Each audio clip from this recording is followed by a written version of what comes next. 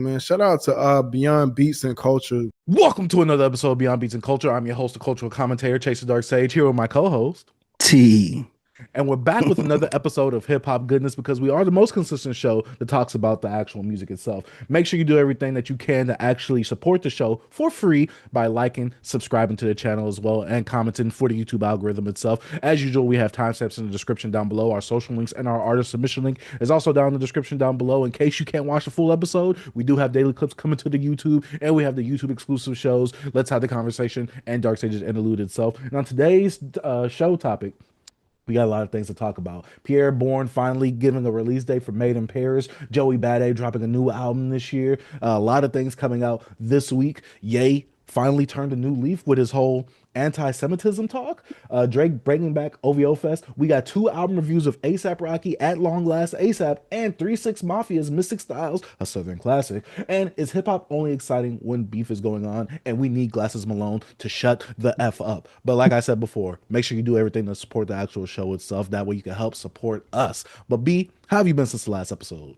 I've been good, B. You know what I'm saying? Just trying to, I guess, get some rest now. Bro, been a little. I was supposed to go out of town for Memorial Day, hang out with the family. They throw an annual block party now. But I'm like, man, I told my mom I don't think I'm gonna make it. I was like, I've been really exhausted, bro. So then I was thinking, I was like, man, I am gonna miss that cooking. Cause B, they got, I don't know, do you eat crawfish? I generally don't eat food that I gotta work for. Are you lazy? Yes. You wanna get your hands dirty? Yes. Well, no, I love to get my hands dirty, but I don't gotta. Yeah. Hold up, B. Are you one of them guys that's like, it. I don't want my juice, this juice touching this meat or this No. juice touching this right? No, I just don't like the whole cracking. You Mhm. spend most of your time cracking than you actually do eating. I'm like, dog, I'm ready to eat. Like, I don't Yeah. want to work to eat. Like a burger, perfect. It's all made right there. All I gotta do is grab that bad boy and put it to my delicious succulent mouth. Hold up, B. Hold up. Somebody clip that. Why? yo, but look, I was just thinking like, dang, I am gonna miss that crawfish, but they doing like barbecue, they doing like all type of stuff. So Yeah. but in that, Like bro, fish I'm like, frying and stuff like that. yeah, but when it comes to that, B, I also have to work to get down there. I'm at to drive. I'm at to drive almost Yeah. 3 hours, and I'll Do be you like, do you get a rental? nah, I drive my car. So usually I get a rental. So yeah. Oh, you get a rental when you go back home? Yeah. I didn't know that. I thought you'd be hopping in your whip. No, You're like, nah. no. Dang, I you get be getting a rental. spaceship, B? Hey, B, I be getting the SUV. I be Oh, up for there. real? Bro, that one time you had that rental car, bro? Oh, that rental You for the close to the holiday? shop? Oh yeah, boy. Hey, I felt like I was in the spaceship. B. I Hey, felt like I was boy, gonna take off. boy said, I ain't giving it back to him. Facts. Hey, they say, hey, your car is ready. No. I think there needs some more things fixing up on that bad Yeah, boy. yeah, I'll keep yeah. this rental for a little bit. But now I'm all right, B. What about yourself, man? I'm all right too, man. There's this new food place that opened up yesterday. Like it literally, its grand opening was yesterday, and I was like, F. I went there. I'm like, okay, not too Mm-hmm. many people know about it. I said, I'm gonna be Mm-hmm. there, half off pricing for all the food. Went there, be line.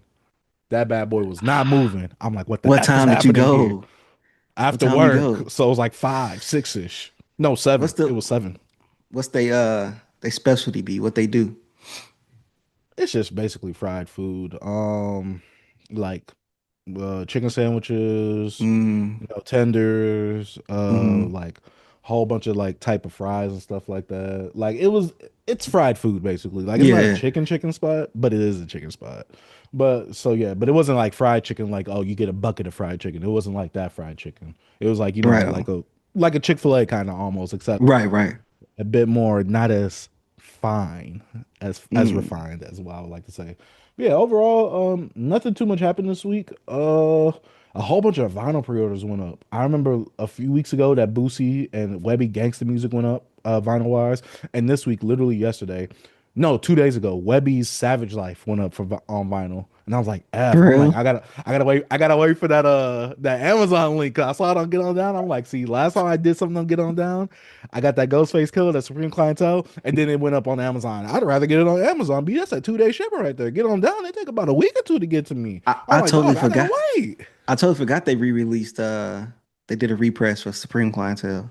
Yeah, I mean, you get on Yeah, yeah, yeah. I know it's Amazon. a world not worldwide, but Mhm. like a bigger release. Yeah, a So wide yeah, release. a wide Yeah, release. So I'm gonna have to yeah. cop that. Oh yeah, same. You already know. I put that pre-order in. I thought it was gonna be a get on down exclusive. Then it went Mm-hmm. up on Amazon, so I'm like, all right. I How definitely gotta that get the Webby. it's just black, any Yeah, color. it's just black. Nothing special. That's why it's a Okay. wide release. But yeah, I gotta Mm. get that Webby though. That Webby. I need that B. I saw that Savage Life go up, and I was Mm-hmm. in 99's Discord for the unks. Ah, Oh, the Unkers. no. But yeah, I'm just waiting to pre-order that. My Mm. Common Electric Circus came in this week as well, so I'm happy, B. But yeah, B, I got an important question to ask you. What have you been jamming since the last episode? B, I kind of jammed a little bit, man, of a lot. You know what I mean? But Mm, I jammed a lot, but I'm gonna keep it, concise for the show. I'm not gonna go into details of everything yet. Sometimes I leave that for other times. But mm, my first artist is a guy that I talked about briefly. He actually made it to that company man list. Dama Dozen. mm, Dama Dozen is an artist I known from the blog era. I remember him on YouTube, and I kind of stumbled upon him back in the day around the pro era Joey Badass. He had a song called Swank Sinatra with Joey, Steez, and CJ Fly that I actually used to jam a good amount. And then I see that he had a EP that dropped like what 2 weeks ago called Solely Yours. And I say I enjoyed it. It was cool. He has really smooth flow, good ear for beats, but he also had like he has some stuff in here that's kind of slowed down for the ladies a little bit. He kind of getting his little singing back, not like singing back, little melodies he does there. And then he ends the track with High You featuring Daylight, because I think High You was a Daylight song. And mm-hmm, I know he had like a dozens a dime a dozens like flipping there. He said something. He flipped his name about being Brooklyn with the dimes or something like that. And then Dime a Dozen had his little verse on here. I said, and he kind of spoke on about the Joey Badass and the West Coast stuff. Like he had a little jabs at Joey in the beginning, saying how you the king of New York, and you ain't been out like that. And then he threw shots at the West, Rayvon and all them guys over there. But from the EP perspective and how I feel about that, I thought it was pretty cool. If anybody want to check it out, here's some cool beats, really good flow, and he's still out here active, man.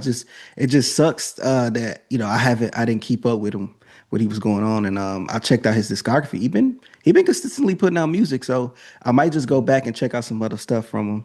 But it sucks that it takes like a beef for us to kind of like, hold up, who is this? Even though it wasn't. He was in the midst of like the artist that we just didn't nobody really talked about. yeah. But luckily, I knew who he was, and I'm like, I ain't heard this name in forever, and I'm not like no diss, I just haven't. And so he's still putting out music, so I think that's cool, man. But yeah, Dime a Dozen, Solely Yours EP. Go check it out if you want. It's pretty cool. Okay. Hmm. Uh, First thing I listened to this week, because remember I told you I had so much in my backlog to listen to. I only got one thing Hmm. in my backlog now. Listen to Dave Blunt's newest album. You can't say that. He could have kept this. He has this new storyline with I forgot the girl's name, Sophia. I think that's her name. And basically, this is the new girl within the mix. He's talking about things like, oh, him with Ye, him being on the couch performing on concert and telling Snoop Dogg to get off his D. He has little shots at Snoop Dogg. He has this girl named, I think, Sophia. Like I said, I forgot the name. It's been so long since I heard this album this week. Yeah, it's usual Dave Blunt stuff. I already made like a clip on the channel itself, so make sure you go check that out. Me listening to all of Dave Blunt's music that's on streaming DSPs. It's what you usually get. There were some songs in here that I like. There was some stuff in here that you could tell, like, oh, he's a Chief Keef baby, or he's influenced by Chief Keef because he had that glow radio thing at the beginning. And I'm just like, okay, this is cool. But besides that, Dave Blunt isn't giving me anything new or anything different. He hasn't sharpened his pen. There were some songs I'm like, all right, Dave Blunt, you're really doing your thing right here. And sometimes the times when Dave Blunt actually gets serious, I'm like, all right, this is a bit interesting when you're not all jokey, comedy, funny the whole time. But yeah, overall, I gave this a 1 star out of 5. Some of the beats was cool. Dave Blunt is doing the usual Dave Blunt thing. I just got really bored with it, and I felt like it dragged on a bit too long for me. But yeah, Dave Blunt's, you can't say that. I would not recommend this, but if you want to listen to a Dave One's project, this is probably going to be one of those ones that way you can get a full range of like what he does. But because I've listened to so much of him already from last year, it ain't really nothing new or special to me. But yeah, what's your next thing, B? My next thing I listen to is CRIMEAPPLE and DJ Skizz put out a new project called Rose Gold. Check that out. I got familiar. How I got hip to CRIMEAPPLE was with him and DJ Ski. I think it was Wet Dirt, and I think this. I could be wrong, but I think this is like their third album they got with each other. Um, but the Rose Gold project, I got one listening. I don't know what I listen to Crime Apple, bro. Like he never really disappoints me, bro. Like I said, he's dope rapper. I love how he could sometimes flip from Spanish, into English. And I don't think he did any of that on here. And he has some cool production on here. Dope, really dope feature from Etsy Knack. I know how Etsy kind of, gets in his rambling bag. I don't know if you're familiar with his bag, but I kind of had not a viral tweet, but I had a little tweet I think it was last year when I said something about Etsy Knack and people got a little upset with me. But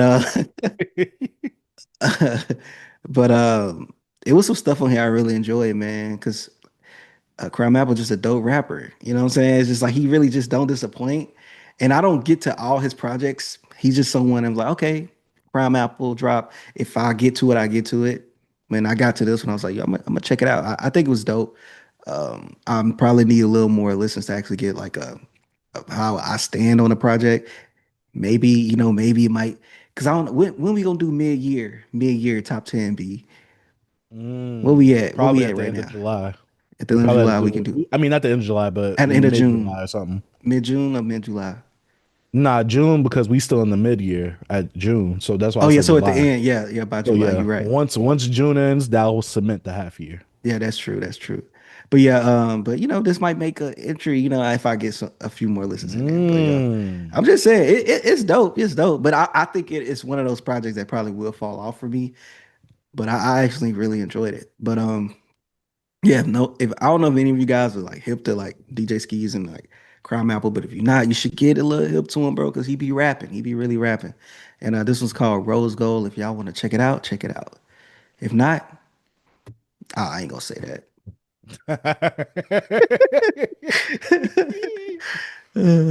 Oh, all right. My next project, it's an EP from one of Drake's artists on the OVO label, Naomi Sharon. This is something that Oof. I've been actually uh looking forward to because I kind of wanted to get into Naomi Sharon. Being an OVO glazer myself, which I'm not. But I listened to the Roy Woods thing and I'm like, all right, let me see.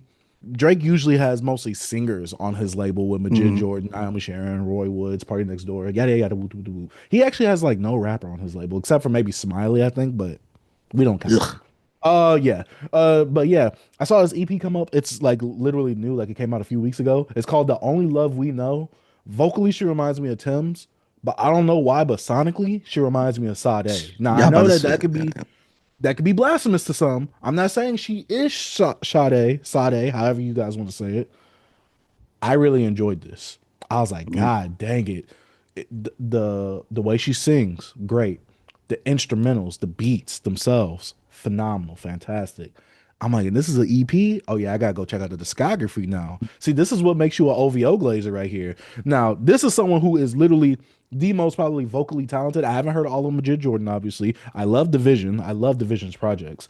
But this right here, like, I'm like, oh, what's happening with that? You are in the OVO sweatshop, but Drake isn't using you like that. You actually are able to do your own thing. But like I said, this is like Drake kind of gets like people who they might sound like someone else, or they might, besides Party Next Door, they might like sound or like imitate something else or be a cheap imitation of mhm, something. This right here is like one of those ones where it's like, okay, I need like a little Tim's, a little Afro beats type singer on mhm. my roster right here. Naomi Sharon is the one right here. She's not a cheap imitation. I'm just using it as a joke. But yeah, overall, I really did like this project. The Only Love We Know. I don't want to say it's very soulful because that's not the way I want to describe it, but vocally, it's very capturing. That's the best way I can say it. Mhm. Instrumentals themselves, very capturing. And I really did enjoy the lyrics as well that she was singing. But yeah, Naomi Sharon, The Only Love We Know. It's an EP. It's about 20 minutes. Check it out if y'all want some new slash good R&B. Hey B, yo, what's your hey, Naomi is she's got really good music, man. I like Naomi Sharon, and also I don't mean to objectify her, but she is really beautiful, and she has some really good assets and great talents. I will just say that Mm. if you ever want to just, scope her Instagram before you Mm-hmm. scope that Spotify Mm-hmm. profile, Mm-hmm. you know, do yourself a favor and do that as well. So my next Mm-hmm. project will be, uh, so it's some projects I was thinking, I'm like, man, I'm gonna listen to an album a week that I just never listened to. The album this week was Common, was Nas and Damian Marley, Distant Relatives. I never listened to this album. I still haven't listened to that album. I actually enjoyed it. I actually liked it. Nas has some really good verses on here. I know if some people, if you're not into the whole like revolutionary type speak, or the production is more like kind of like uplifting. It's more Was it a fusion between hip hop and reggaeton? yeah, it's really inspirational in points as well. And I think it's live instrumentation on a lot of his production, because I think when they toured, they did the same thing with that. But one of Nas' best verses is actually on this album that a lot of people Mm. love. And one of his best verses from the third verse from Strong Will Continue, only the Strong Will Continue. It's kind of, he had like this verse that he put he put out talking about like a little bit of the snippet of his like divorce with Khalees and things like that. But he was rapping. He got in like a really good pocket in that third verse. And it's some stuff on here I like. There's some stuff on here I could do without, because sometimes when production can give you really high, like inspirational feelings, sometimes that kind of pull me out of a track. I know that sounds bad, but like, I don't know. Sometimes like I can't return back to this for some reason. Like I gotta have some like a perfect balance. Mhm. But Distant Relatives was a good album. I think this was one of those albums that's like, I don't want to say overhated, because I don't hear much people talk about it. I can just say that. But me not hearing many people, much about it, makes it feel like, oh, it's like an album that nobody really wants to talk about, or people that just really don't like it like that. But I thought it was pretty cool. Next week, I don't know what would be my next album that I haven't listened to that I want to check out, but this was one of those. And one thing I want to say about this album was that it did feel like it dragged. So I don't know if this is a different edition. Yeah, it says the bonus track version. So that's probably, it was like it's an hour and 7 minutes. And like sometimes the reggaeton, like Damian Marley, like sometimes it can be like, but you like, I'm just kind of want to hear Nas rap. Mhm. But other than that, I thought it was pretty good. I thought it was pretty good. I was really shocked. I thought I was gonna hate it. So Yeah, I'm not gonna lie. I thought it was too, so that's why I didn't listen to it. yeah. But So you speaking pretty good, well of it, so yeah, yeah. I might have to give it a shot. Check it out, B. I see. I know you. Did like you listen to Nas, so I thought you probably touched this one. But I know this is like an album that people like. You know what I'm saying? It's like the album nobody really talk about. So I'm like, It's like the I'm gonna. stepchild of the discography. Yeah, yeah. So like that album for me, when I was getting more into Nas, was Street Disciples. Like I just listened to that double disc album, was always a chore for me. So Hmm. it's like I just don't go back. I just never go back to that album. I I just do don't. want to say that Streets Disciple Disc One, fire. Disc Two is where Mhm. it starts to get a little wonky. Yeah, I might have to. It been years since I listened to Street Disciples. But yeah, what's your next project, B? My next project, I'm gonna put two in one. I listened to two Harry Fraud collab projects. One was P Guy Game with Premo Rice. Another one was Never Catch Us with Currency, because I gotta listen to at least 1 to 2 Currency projects a year, right? Hmm. And obviously this is the lifestyle genre rap with Premo Rice and Currency themselves. Um, if I'm gonna speak about P Guy Game, it was cool. The cover is supposed to be like Spike Lee. He got game. Hmm. Um, it was a cool track, like I mean, cool album. It's lifestyle rap. It's about less than 30 minutes. I thought it was chill. I would say though, based off this though, because I really haven't listened to Primo Rice since maybe high school or early college. I put him at the bottom list of the lifestyle rappers though, because the way that he sounds on these beats, it sounded a bit jarring. I liked it enough, but go ahead, B. Did I talk about this project? I listened to it. Did I talk about it when it came out? I'm not. I don't think so, because I don't remember downloading the picture. So no, I don't think you did. I don't I didn't think you talk did. about it. I know I listened to it I think when you it came mentioned out. it, but I don't think I you. didn't talk about it in what we jamming. But If whatever you you did, saying, I felt go the go. same way. I'm just saying, you going into the beats, it didn't feel like it fit at all, bro. That's why I'm like his It voice, was the like, way he why his flowed on voice? it, it felt Oh, too bro. aggressive and not chill enough. He didn't lay back Oh, into the beat. That's why I'm I was like like, that. it sounded a bit jarring because the That's why I was production thinking. was good. Harry Fraud did his thing. It's just Hmm. like, the flows and the pockets that, not the pockets necessarily, but the flows and the way that he would articulate his words on the actual beats itself. It sounded off to me. Yeah. Like he sounded like louder. It sounded like how I felt about Dom Kennedy on his last album that he put Hmm. out last year. I'm like, okay, why are you chill? Chill. The beats are right here. You're right Yeah. here. Let's break it down a little But bit. you could keep going, B. I Yeah. just was thinking, did I talk about? Because I listened to it last year, but I'm like, Mhm. did I talk about that? I guess I did. I'm trying to see because maybe you did, and maybe I just didn't see it. Let me see. P got game. Because I think he has. You could look it up, but Nah, I don't I have it in probably front of me. didn't Let me go talk do the about it. jammers. Yeah. But yeah. Overall, I was like, this is cool. But obviously, when we talking about the Currency and Harry Fraud production, Currency and Harry Fraud have collabed multiple times in the past. Obviously, this is on a similar scale of like the lifestyle raps. Currency is like a top three probably Right. lifestyle rapper itself, and Currency is going to do with his thing. But Currency to me, it's always dependent on the production that Currency gets on because yeah, I like him with Alchemist, but not Continuance Alchemist. So Hmm. going on this, the features is what really got me on here because he has Rome Streets on here, which Rome Streets' verse was so good it made me want to go listen to a Rome Streets project, which Hey, what we'll I be tell talking you? about later. What I tell you? That I that told boy you that last flowing. week, didn't I? I like That, him. that boy flowing. I He said he when was you hear flowing, Rome B. Streets, B, you gonna be like, okay, yeah, he be right. Then I Yeah. said, Yeah, he was right. He had Conway on here, Dave East, O3 Greedo, I think Babyface Ray as well. He had a good amount of features. Wiz Khalifa, obviously, and the hmm, project itself not too long as well with the lifestyle thing that Currency does. I thought this project had really good beats. Currency was doing his goddamn thing as he usually does on here as well. He's rapping about the usual Currency stuff. So if you're not into Currency, if you're not into Harry Fraud beats, do not check this out. But if you like Harry Fraud beats or if you like Currency, you're gonna like this. Check it out right here. But yeah, B, what's your next project? man, my next project. Let me go and see real quick because I was looking at. I just want to make sure. I'm like, was I tripping? All right, so my next project is a small little EP from the guy. Like I said, I try to post talk about his music when he dropped. Quadry dropped another little EP, special Shout out to Quadri. episodes. Shout out to Hmm. Quadry, man.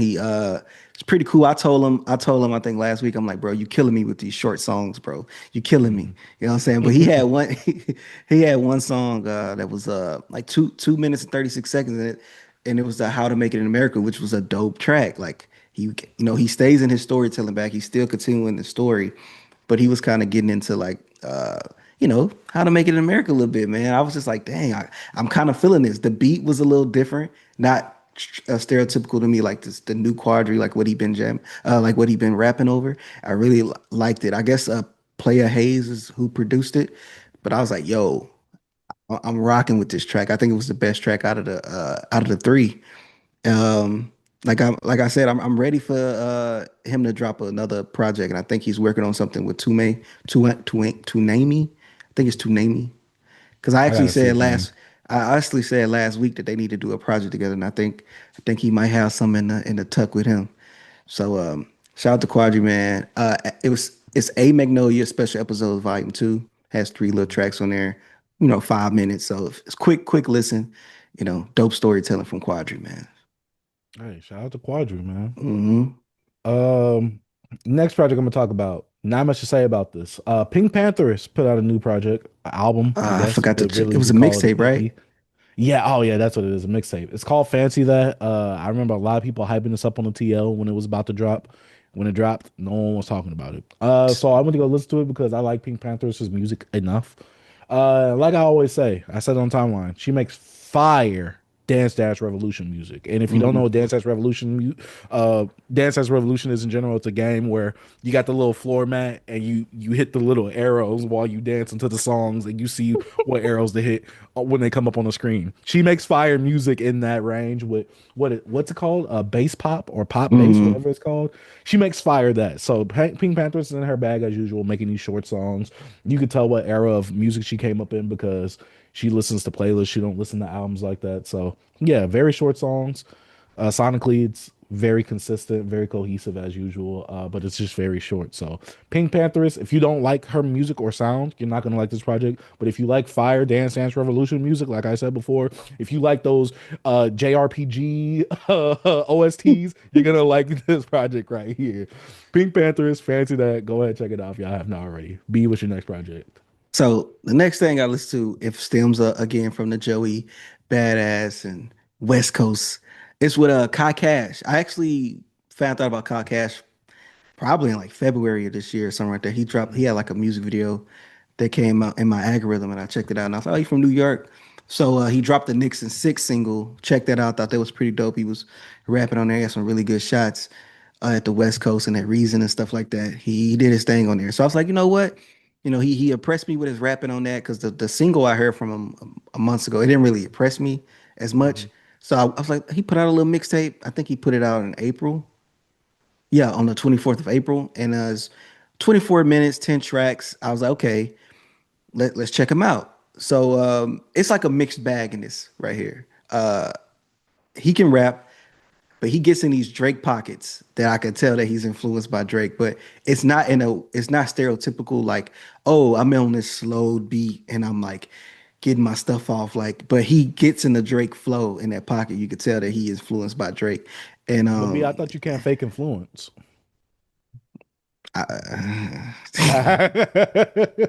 but he also had tracks on here where he tried to have like more of like accessible songs where like can relate to like women or just something to probably get played not in the club, like not being like, oh yo, this is a club banger, but you could tell he kind of tried the different things. But what I like him for is when he's in his like give me a little dope beat and let me rap, you know what I'm saying? So like songs like Prime, where he ended off on a real short song, like him just, speaking on where he at in his life, and in songs like Trife Life and What You Want. I'm like, okay, I'm feeling this. This is the type of stuff I like. Also, Mentally Unstable was a dope track as well that I like. He had two features on here that was pretty cool as well. I was like, see, I like that type of stuff, but he had some things on here. I'm like, not really feeling this like the lady track or like Mhm. this. I'm just not really into that. Maybe he has to work on that a little bit, tweak that up. And it's just a mixtape. He's displaying his some of his talents. But I think it's cool. If anybody want to check it out, it's some good stuff on here. And but yeah, shout out to Kai Cash. And this project was called Cash Rules. And it's a short listen, 24 minutes. You get in and out, man. It's not bad at all though. But Mm. it's some stuff he has to work on, but don't we all? No, not me. Um, but let me go ahead and get into my next thing. I listened to Plague Max's new project. I don't know if it's an EP or album or whatever. Is So it you him know Plague rapping? Boy.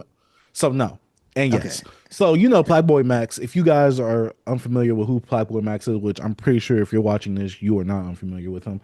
He is a streamer who has been recently been kind of bubbling a lot with his in the booth sessions, him making songs and getting beats and getting actual like rapper, not rappers like like Hmm. MC rappers like a Bodie James like that. I'm talking about like actual big name rappers and also some rappers from the YN underground. He's been getting Hmm. them in these in the booth sessions and he will create the song live. Like he'll get the beat from one of the people in his Discord. He'll play the beat and he'll actually audio engineer it and things like that. And you actually get to see the rapper like freestyle slash perform it live basically. And so he had a little session that he did like I think a week long in Atlanta and he titled it Atlanta. He had DJ Drama in there doing the intros, giving him some new producer tags. Flo Milli, Quavo, Hard Rock from the YN Underground as well. Tana. He had a good amount of people in there. Quavo actually has two songs on here, and I actually watched the in the booth for Quavo. I just hate that he didn't put the song with Two Chains in there because Two Chains popped up for the whole Atlanta like in the booth Hmm. sessions, but the Two Chain song isn't in here. And Two Chains obviously is one of those guys from Atlanta. But going to this project right here, Plague Max is actually rapping on one track. We're not gonna talk about that. It's not bad or anything, but I mean, it was cool. Like I'm not mad at it, but it is kind of cool to see like him do the process of recording a song with these artists and him putting it on a project and finally putting it out on DSPs. Because I'm like, yo, some of these songs that you are making on here, I want them on DSPs, like under your little label slash imprint or whatever. So I think it was pretty cool to actually have him have a project like that. And he already did one in England or London with some of them people like Lancey Fox in them and Skepta. And so this one right here, it was some cool tunes. DJ Drama over here screaming as usual. Not a gangster grills, but he got that gangster. And him Mm-hmm. actually talking about, hey, me and Blackboy Max got two similar things. We got all these plaques on the wall or something like that. I'm like, all right, like I get it. Like this is very funny and cheeky. But yeah, Atlanta, it's like a little EP. It's like less than 20 minutes, I think. But yeah, Atlanta by Blackboy Max. Go check that out. If you want some fun music. It's just fun, non-serious like hip hop, basically. But yeah, And did he for just sure. get a deal? Yeah, he just signed a deal, which is why I think he put the project out. Maybe I under that. I'm not I ain't hear sure. nobody talk. I didn't see it, but I Yeah, have shout out to one. Playboy Max. Yeah, shout out Playboy Monk. Got one track. This is my last track. It's by Luca and Static Selector. This track is called Mirrors Discussions. Mhm. I actually liked it. Luca, if anybody's not familiar with him, he is a rapper from out of Memphis, Tennessee, and he falls up under the underground scene a little bit. But he's kind of been making a little waves, man. He got some dope projects. He got a really dope voice, and he got a good ear for beats. And I seen that he's putting out some with Stack Select. I'm like, hey, I'm about to pub this, so I'm actually gonna talk. It's gonna. It's also I also put in a new releases, so we're gonna talk about the album. It'll be dropping.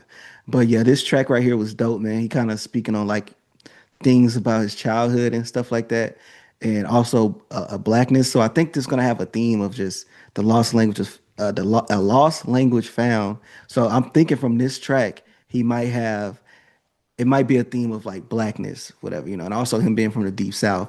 And because on this track he mentions things about, lighter skin, stuff about like some things that his family dealt with. That's why it's a mirror discussion, like things about himself. I'm like, okay, he's fit to get in his more introspective bag. And you know that I love that from an artist. And I'm like, okay, he got static selector with the production.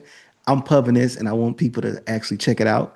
So yeah, Luca Mirrors Discussion was a dope track. And hey, I highly suggest you check out some of Luca's stuff, bro. Like I used to have one of his joints on I just cannot think of the name right now. I'm blanking. But I'm gonna give you an album from him to check out. See if you will like it. I say why look up God's in the Mirror. It's a pretty good project. But the one that I listen to the most, man, where is that? What they got his albums messed up, bro. I don't like this. Can't do me like this. I'm sorry, man. I'm holding up the show. Yeah, when the black hand touches you, Mhm. tortures you. Yeah, that joint. I like that joint a lot. And it's also Mhm. another blackness. Like he fall. He be all about the blackness, bro. Because he has another album called "Permanently Blackface." The first expressions. Like he been in his bag. He been in his black bag. B. You know what I'm saying? That duffel, that Well, black B, duffel bag. does he have a mixed queen or a white queen? You can't be I'm pretty sure. pro-black if you have a white woman. Come on, B. Remember? Come on, man. I don't know, man. Hey, people love who they love, B. Come on. Nah, B, you Let can't be love be pro-black at love, all. B. You can't be pro-black if you have a white queen, B. I'm sorry. Come on, but That, you could that's produce a that's what the but internet told me. but you still could produce a black baby. Nah, B. They're forever white. If they How got a you mix of pro white black? You B, wife they're enough of mixed it's queens. queen. You got another project, B? That's my last. That's my last thing. So, funny enough, this is my last one as well. And this is continuing off the conversation that we had in the last episode. One of my coworkers, we're still arguing about the whole Chris Brown has no classics thing. He thinks Chris Brown has three classics. I said, all right, you got to give me those three classics so that way I can actually listen to them and see why you think they're classic. And so we keep having this difference of opinion only because the conversation keeps changing. He keeps saying, "Well, Chris Brown's at the top of his game right now."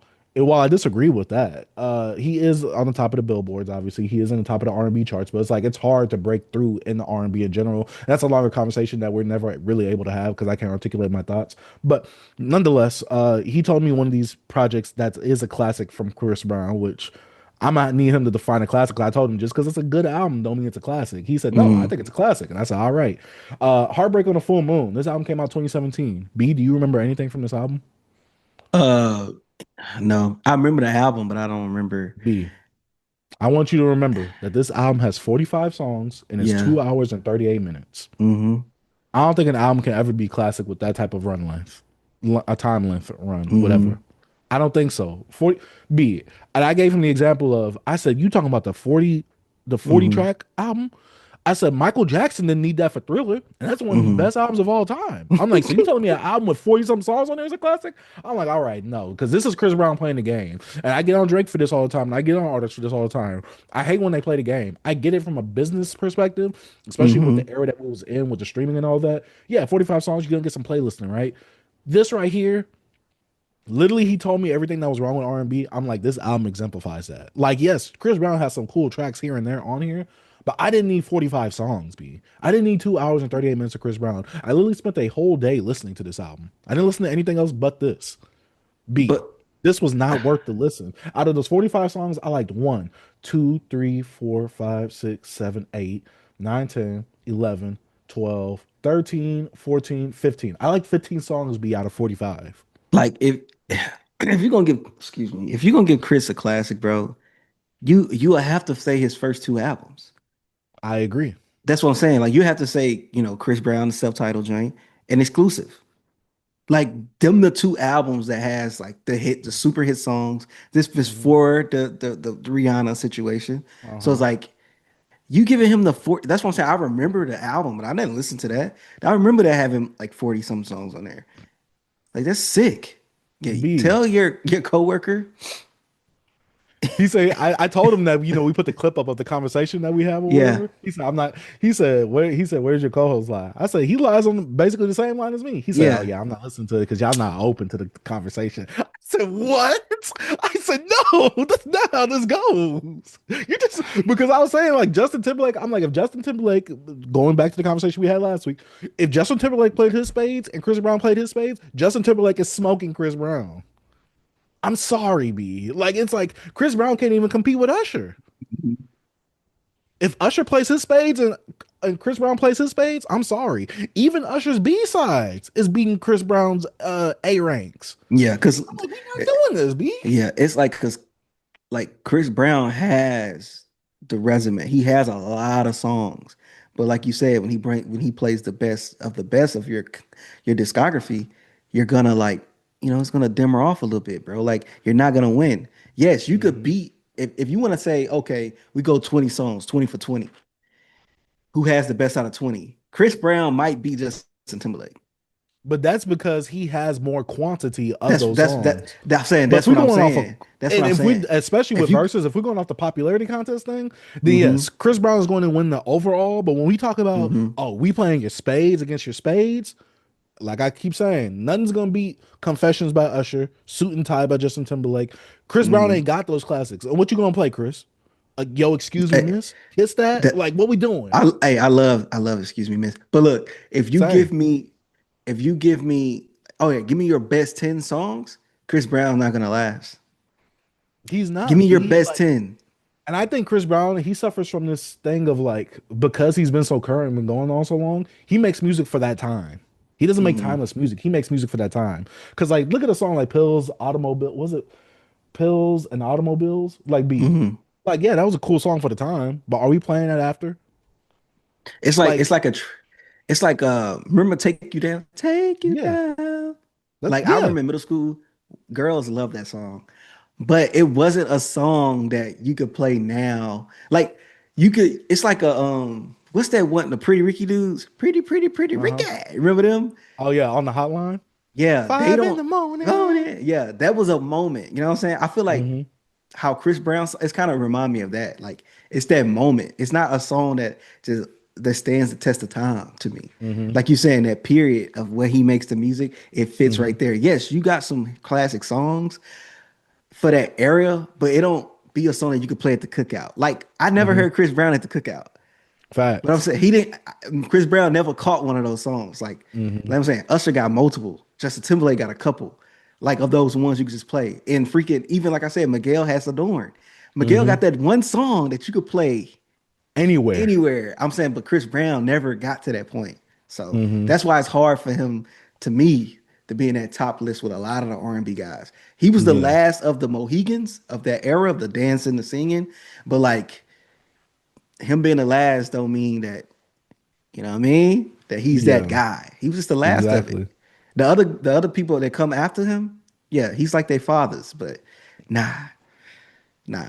Now Yeah, he like I he like just they big brother. That's it. Not father. He they big brother. You know, he not the father. He the big brother. but yeah, I gotta go on this week to listen to two of the other classics that my coworker told me that he has. Even though, like I said, it's funny because one of Did my he other mention coworkers did he did mention he mention what? the first two albums? Did he mention the No, first two albums? no, He didn't. no. In fact, B, he didn't even remember one of the names of the albums that he was calling a classic. I'm like, if it was a classic, I'm not forgetting the name of that album. Facts. I'm like, B, I'm not forgetting Illmatic. I'm not forgetting Take Care. I'm not forgetting Good Kid, Mad City. B, I'm not forgetting the album with that's a classic. I'm Mm-hmm. just not, B. I'm sorry. Because the other album that he said was classic, I forgot the one. I forgot one of the other ones, but the other one he told me was Fortune. That was a classic. And I was like, Oh, that I remember Fortune. I remember that album. I actually used to listen to the album. yeah, because he didn't I don't remember want the to name though. go He said the one I said the there. one with the hieroglyphics on it. I was like, Yeah, he was like, yeah, yeah, that one. Yeah, you should Don't never Judge Me is a go hard song. there. Don't Judge Me, Strip. Those are some hard songs. Mhm. While I'm looking at this track list right here, but B, this is B, 22 look, minutes. I I mean, this is thought of 22 something. tracks. This the closest Chris Brown have to a song that could play. That's like one of those songs, but it was a Uh-huh. cover. This What Christmas. song? Yo, excuse me, This miss. Christmas off the soundtrack Oh, of okay. Oh, the, off of the was it of what's the name of that the movie? Christmas movie? No, It's called This Christmas. It's This called This Christmas. It's Christmas. called This Yeah. Christmas. Yeah, you're right. Yeah. That's the closest he got of a song you could play, but it's only doing Christmas. And it's a I'm about to cover. say it's a Mariah Carey thing. I mean, B, one of his classic Spade songs, Yo Excuse Me Miss, is an Hmm. interpolation from Luther Vandross. Hmm. So, So hey, but look, even with nah, hold on, that's a whole nother conversation. Cause like Luke, and we get into those conversations, like they have those songs, what they call it, yeah, quintessential. essentials is like Mhm. that. Just that's the song. This Yeah. it. Chris Brown don't have one of those. And when you say this take, it can sound very controversial. But just think about it. Just think about the songs that Chris Brown have, and just see like, okay, I could play this in this setting, and it's gonna go off with everybody. It's not. He don't have that Hmm. song. Just Hmm. don't. Yeah, the only thing you have with Chris Brown is like, oh, because he was telling me something about. Remember when you was talking? What he was telling me, you was talking about Nelly, and you be like, oh yeah, remember this song right here? Like I remember when this used to go off. I was like, that's the same thing you can say for Chris Brown. Ain't nobody Mm-hmm. jamming popping right now. Ain't Mm-mm. nobody jamming Mm-mm. it. Or Run It by Poppin'. with featuring Jules Santana. I'm like, Yeah. like you gonna remember back then? Oh yeah, that was my jam back then. I'm like, literally the same thing you saying about Nelly, you can say about Chris Brown. Stop it. Hey, what Drew is it?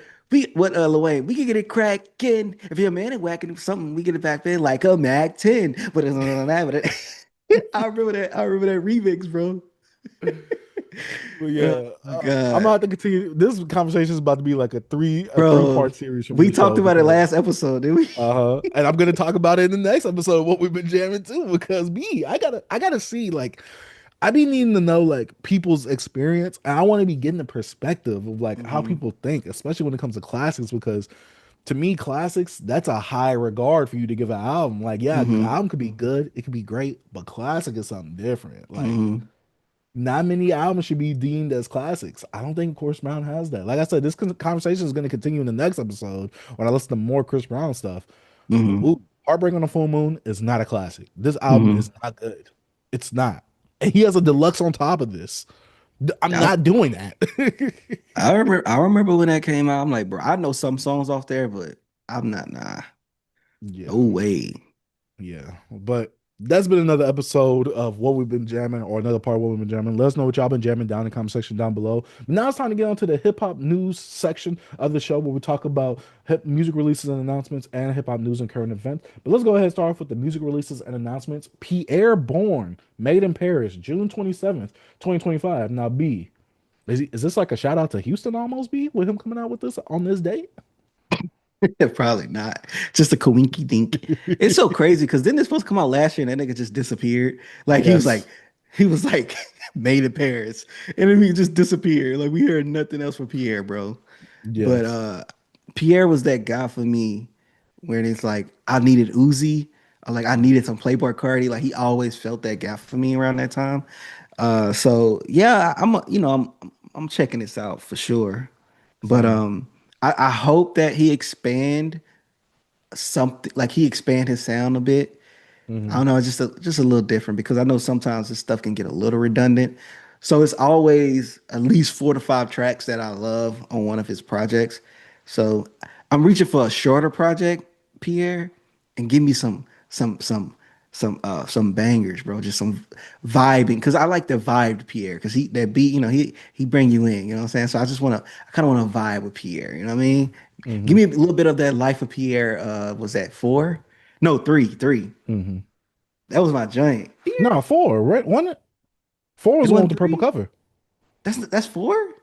Yeah, Life of Pierre, because Life of Pierre 5 is the one with him like on the basketball court standing like this. Dang, bro. See, bro, my mind, I ain't the same. Let me Uh-huh. look. But yeah, it's four with the whole purple cover. Was it Dang, that new? is. Mhm. I remember I was telling you I was on that joint heavy, Yeah, bro. I know. I was listening to that a few months ago, and I'm like, yo, this album is still Yeah, like, hard.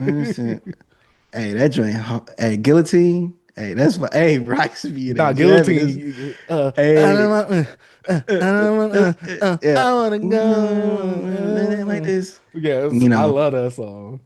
bro, But I could yeah, play that joint. I'm kind of hyped for this. I didn't really dig his last project that he came out with, but I really want to see where this project goes with Made in Mhm. Paris itself. Next project, Luca and Stack Selecta, A Lost Language, found So 620. yeah, this the I just talked about Luca. B, I want come on, man. We gotta you like Stack Selector. Of If I'm gonna course. introduce you to Luca, if you don't listen to none of his older stuff, I Hmm. want this to be your introduction. Even though I don't know what this thing gonna sound like, Hmm. but I just think this might put him in different conversations of not like being like, oh, he's the best and nothing like that. Hmm. Just people hearing him, because now him being linked with Static Selector, maybe he can get a little bit more of a push and people get familiar with him. So I'm rooting for Luca, man. Ever since 2020, I've been rooting for this guy. So Hmm. hopefully this plans out. If you don't want to review it, I'll talk about it. Don't matter. I just want to get him in them algorithms, B, because I think he's dope. I'll Cause listen to it. yeah, because he's not a rapper that's like, oh, I'm lyrically above all these rappers. He's like, he put you in a mind of like, not trying to raise expectations, but he gives me big crit vibes when it comes to just like him being like Authentic, authentically him. You know what I'm saying? genuine. Hmm. Genuine. So he just gives me that vibes from him. Yeah. Mhm. All right, I'm gonna check it out. All right. You only talked about him during what we've been jamming, so that's how I know Hmm. about him now. Right. But I'm anticipating this. You get the Static Selector production. You can't go wrong with me. Hmm. So I'm gonna definitely check it out. Uh, Next piece of news we got Joey Bada dropping a new album August 2025. He said he's gonna try to drop it before August Hmm. 30th this August year. 30th.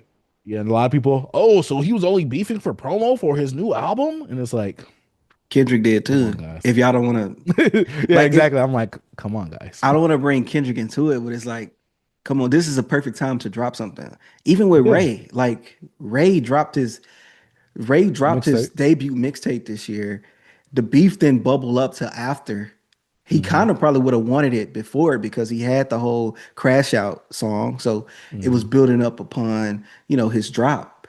Right now, he should still be dropping, but I think that he's in the space where he has like freestyles and stuff dropping and people are paying more attention to him. Hmm. If he drops some more singles right now, it would be dope for him. And what Joey doing? Come on now, all eyes on Joey. He got something coming in August. Oh, I see I what you think did it's a with good there, look. B. All eyes on Joey. What? Acting and rapping. Only that's on only me and Pac know. Oh, I see what you did there, B. Oh, B, that's the deeper darker, huh? I wouldn't even, hey, bro, I did that unintentionally, B. Come on. That's Hey, just the B. So you telling wordsmith me in that I'm me. reaching just like some of the Kendrick fans when it comes to his lyrics? Hey, we all we all be reaching. Oh Oh man. man.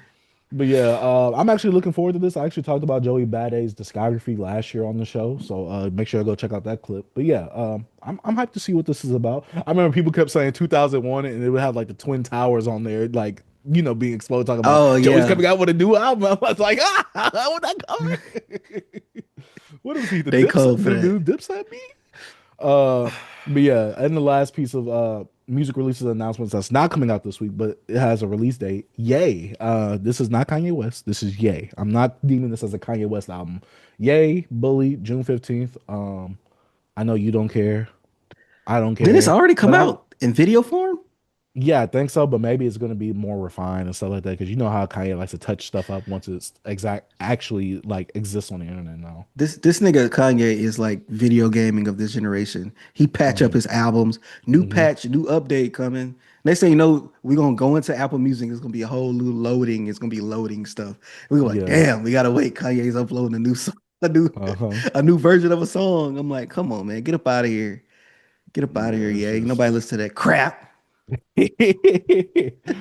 but yeah, I'm not like I said, I'm not anticipating it. I will listen to it just so we can have some coverage of that on the show. You already know I'm the guy on the news Mm. station that goes into the Hey, like like the B. actual thunderstorm and all that, and I'm Mm. reporting live from the scene. B, that's me. Hey, So that's you. You get I'll out there listen for the to people, B. The people it. need to know. They need to know. And Hey, you you give know it. they got the what they call it? The hood reporter. Hey, I'm the Mhm. trash music reporter. Be on the show.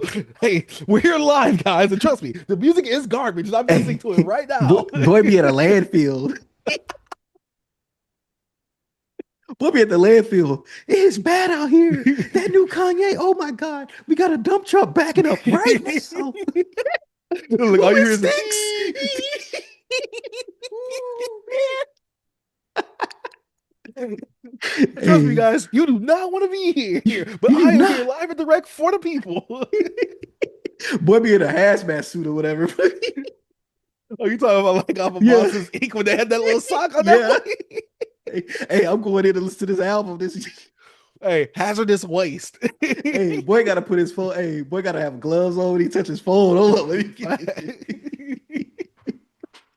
Spray the phone down, Oh, B. Like we did facts, with B. COVID. Hey, get a DoorDash, spray that bag down with the lights on. Well, B, according to Trump, all I gotta do is drink bleach and I'll be good. Oh, So, bro, remember that, bro? That was crazy. Bro, drink bleach before you listen to that new Yay. I'm telling you. You hey, it might actually make the listening experience worth it because I'll be dead. Oh my Oh God. man. But B, go ahead, let us know what albums is dropping this week, All man. right, man. Yo, this week we got a bigger list of albums dropping because I did a little more research this week. I was like, you know what? Let me get in my little baggie. I had much more, and I was like, I ain't trying to overload. But we're gonna start with Rome Street's Conductor with Train Spotting is dropping. I think we want to put this in the Rolly Decky, B. I told you we got to Hmm. review this joint. We Hmm. got Conductor Williams, might make Rome Street sound like a jazz band. We go see. I see now on Twitter. I was like, what? And then we got Overcast. When the iron is hot, he say we is the worst hip hop channel on YouTube. So Bum. we He's a we need to bum. put hey, we need to we need the freaking tagline there. We need to put some marketing on that. You know what I'm saying?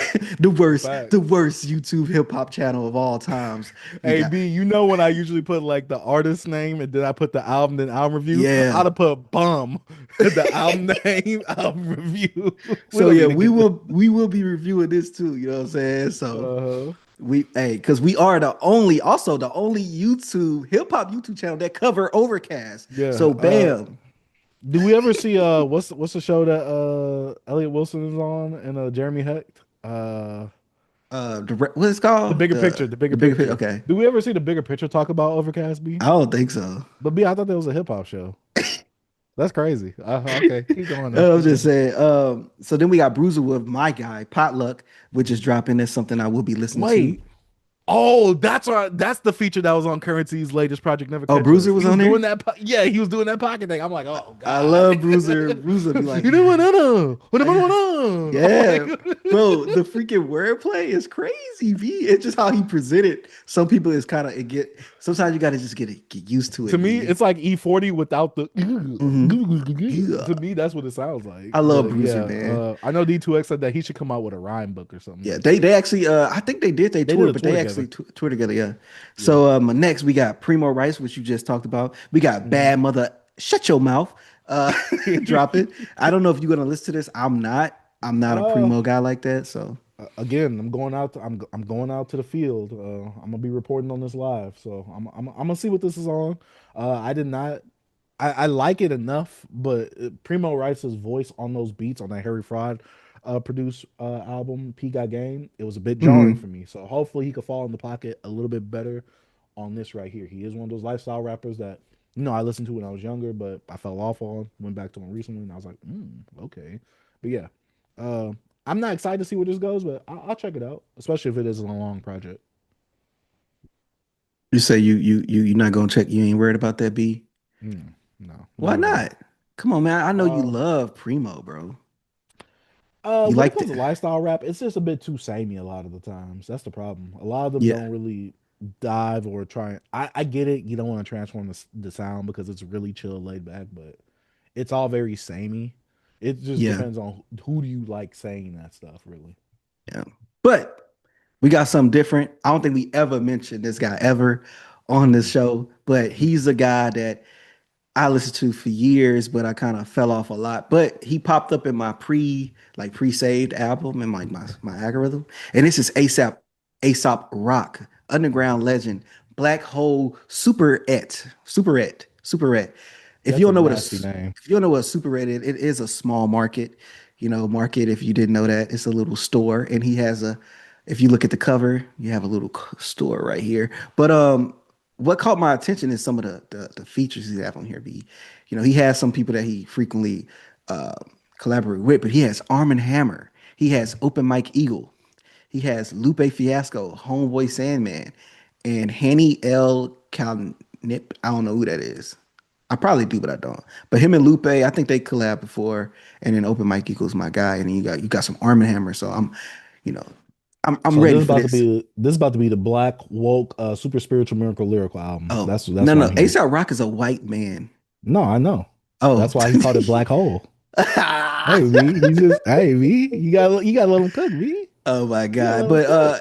every now and then I listen to an ASAP Rock album. I kind of like it's like I take yearly breaks. The last album I listened to for ASAP Rock, I think was Malibu Ken. I think that was that last album. But I'm gonna check it out. This be the album. This will be my every so 5 years ASAP Rock album listen to. So Hmm. if I don't get to it, I'm gonna try. I'm gonna try because it is like 20 some tracks. And Hmm. let me see. Yeah, it's like 20 some tracks. That's a lot of So music. yeah, it's 18 tracks, my bad. Hmm. And Dude, close to 20.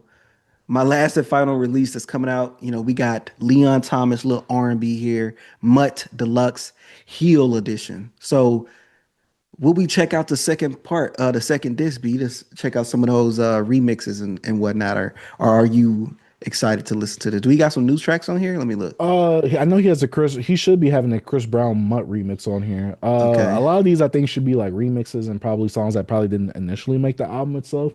But I will be here to listen to it. I really enjoyed Leon Thomas's Mutt. Going back to it, I'm wondering what all will he remix because a lot of the songs to me don't need a remix. But maybe it's one of those things where it's like, oh, I didn't know I needed this until I heard it. But like I Uh, said, I like the Chris Brown Mutt remix enough. I just don't like it when singers kind of settle into like the non-singer thing where you put some weird like distortion or effect on your voice that Chris Brown did on the Mutt remix itself. But Leon Thomas, I'm ready to see what he did. He said he got some friends that laced him with some really good features that he really wants to show us. So yeah, okay, I'm not I'm gonna hyped to get check it out, but I want to see it. I'm gonna list out the disc two tracks. He has 9 tracks here. He has Heal as number one. He has the Must the CB remix, and he has Party Favors with Big Sean actually on there. He got 2 single tracks with just him, Not Fair and Prize, and he has Rather Me Alone with Holly. You know what I'm saying? DDG's baby mother, Hmm. a That's how Chloe you say Big her Booty. name? I think it's Holly, yeah. Oh, And you have Vibes Don't Lie remix with Big Sean. You got 2 Big Sean features on here. This is the collab we've been waiting for. 2 Big Sean. We got 2 Big Sean features. no, you got the wrong Anderson on there, Leon Thomas. The wrong Anderson. You needed And the then, other one. I yeah, I think it's Holly. Is it Holly or Haley? I thought it was Holly. I thought it was Haley. I could be wrong though. I be saying I thought it was Holly. I could be Mhm. wrong. Anyways, you got Dirt on My Shoes with him and Kalani. That might be dope. And he has the last track is called Catch a Stray. So still falling on the dog, the mutt. He a stray dog, I guess, at the end of the day. Yeah. Yeah, that's it for releases this week. I'm glad he Be separated it as a disc too, like you said. So Yeah, yeah. So I love that when they do that. I don't know. Do they do that on Spotify now? Yeah, Because I know they but I always hate. have it. But what it is that on Spotify when you have the little crossfade thing. I hate Mm-hmm. when you listen to the album and it goes into disc two and it starts crossfading into that. What Don Toliver did with Mm-hmm. his Heartstone Psycho album, he divided it up in four parts. So like it's Mm-hmm. two LPs and two different sides for each LP. He did like, oh, disc one, disc two, disc three, disc four, and I'm like, that's so ugly. Why would you do Yeah, that? it's too Yeah, much. yeah. But yeah, I'm excited for it, but I'm not like super hyped for it. Like, oh, I gotta listen to that. But yeah, Right, I'm right, glad right. this album a lot. So yeah. But yeah, that's about it for music releases and announcements. It's time to get on the hip hop news and current events. B, no more Hell Mustache Man. B, did Ye No say he more, was over man. this era? I'm gonna say somebody gonna piss him off and he gonna be back on his anti-Semitic stuff. So I don't really take this as nothing, man. Kanye's a clown. Kanye's a fool. Hold up. We already know Kanye is dead. Kanye West is dead. He is Ye now, which is Hmm. also a freaking fool, is an anti-Semitic, anti-black idiot. That's all I'm gonna say. Get him out of here, people. Oh, sadly, my goat is tarnishing his name, and he just needs some help. That's all I can say about this. I will say though, like I said, that melody for that song though, the melody was fire. We not gonna cap like the melody itself wasn't fire, B. I just want to know how did you get a little choir or a little group to sing that hook though? He Like probably you paid him really well. You see, he had some people go out there and sing at Diddy trial no, I didn't. outside the court, the Uh, courthouse. nah, but I know you was out there screaming free Diddy. I wonder if they should have made a Boondocks episode of that, just like they did the free R. Kelly trial. But uh, next piece of news, we got Skilla Baby got shot. I saw this recently, and I was like, oh well. I hope he recovers from this, and I hope Hmm. this doesn't happen again. It just sucks when rappers or anybody in general just get shot Hey or B, I was looking for negative. I mean, not negative news, but a little bit positivity. But I was like, God, dog, it's not all this negative on each news thing I look at. yeah, All because this, Rod I Wave was mean, arrested too recently for what shooting up a car, what his 17 times girl, I man, think. come on, man, he's tripping. Facts. But I yeah, had, I know you Rod Wave fans are like really, really yeah, sorry for him. I think he violated probation or something like that as well. So he tripping, bro.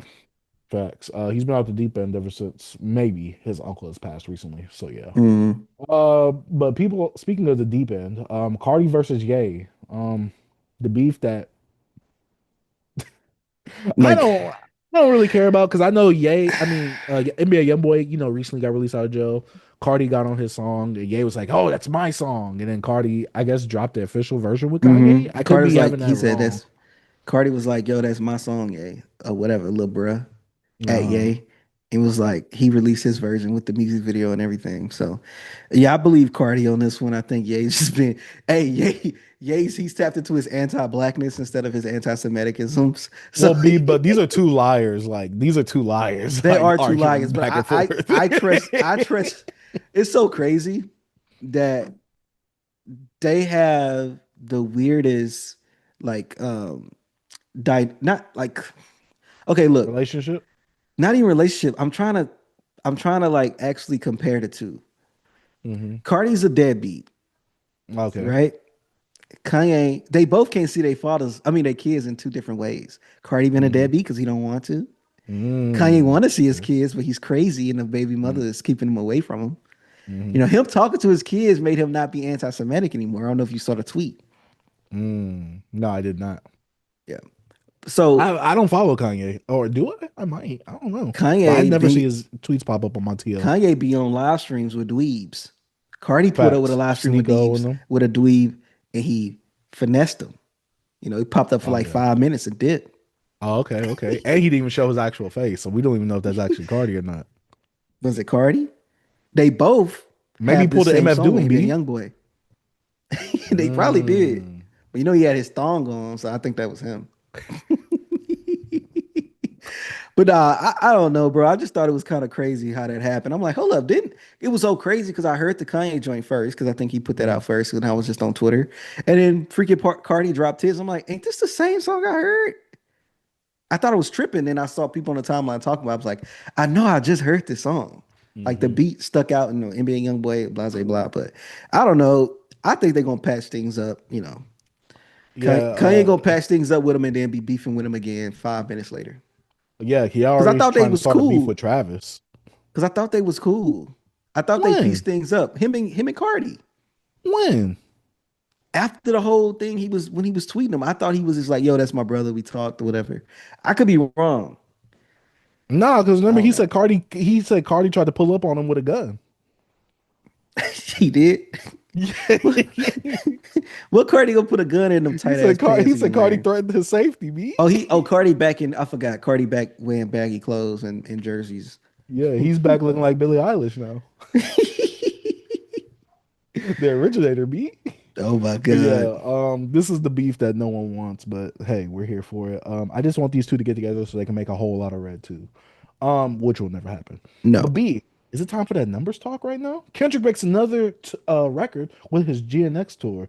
What is it right here? Kendrick's international tour has been seen. The concert grossed $14.8 million, meaning Lamar has now become the first rapper in history to take in more than $14 million for a single performance. It was the most attended gig on the tour so far, with almost 61,000 fans attending.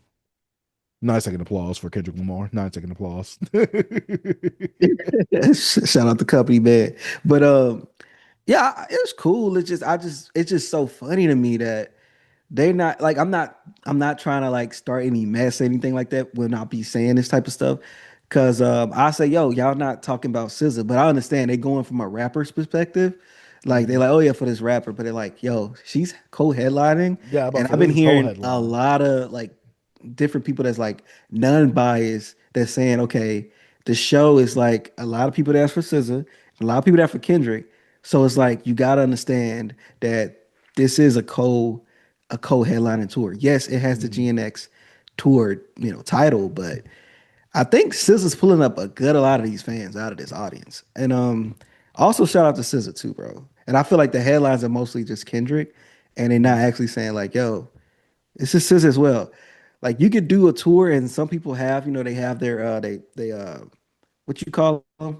Not the headliner, Gripes, but the co-head. biases. Oh, yeah, No, co-headlining no, no. or I'm talking about openers. I'm talking about the openers and stuff like that. Like I said that on Twitter, and this guy was like Drake didn't have a lot of people on that one side that so and so tour. I'm like, But it that was wasn't Drake's a tour. stadium. It wasn't an arena tour, right? It was like, was it? Because this is an arena tour, right? A stadium Yeah, I tour. think so. Yeah, this is a stadium tour. Yeah, this is a stadium tour. Most Stadium rappers arena. can't. Yeah, you're gonna have to have somebody that's big Hmm. to fill those type of seats. And I was like, what do Drake has to do with any of this? I'm not throwing shots. I'm not a Drake fan throwing shots at Kendrick because I'm saying, oh, I'm actually saying, stop not mentioning SZA in this because she's just as big as Kendrick. Like, y'all gotta Hmm. relax. You know what I'm saying? So I'm like, what are y'all talking about? I'm not on this Drake versus Kendrick stuff. But I don't B, know. I be, the times that they only talk about SZA is when they comparing her to Lizzo now, since they the same size. bro, they know SZA had a fat suit on. She had like some fat under, No, like some no, no, fat, B. She gained all that weight recently overnight, B. Come on, B. You know that. I was like, yo, they tripping, bro.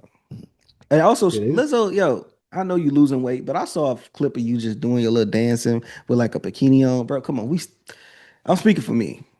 I don't want to see that, bro. Too I much don't want loose to see skin, that. B. She looking like a survivor off B a and she 600 don't pound got life. booty at all back there. It look crazy. I'm like, yo, relax. You know when you see a thick chick and you be like, dang, why she didn't show the back?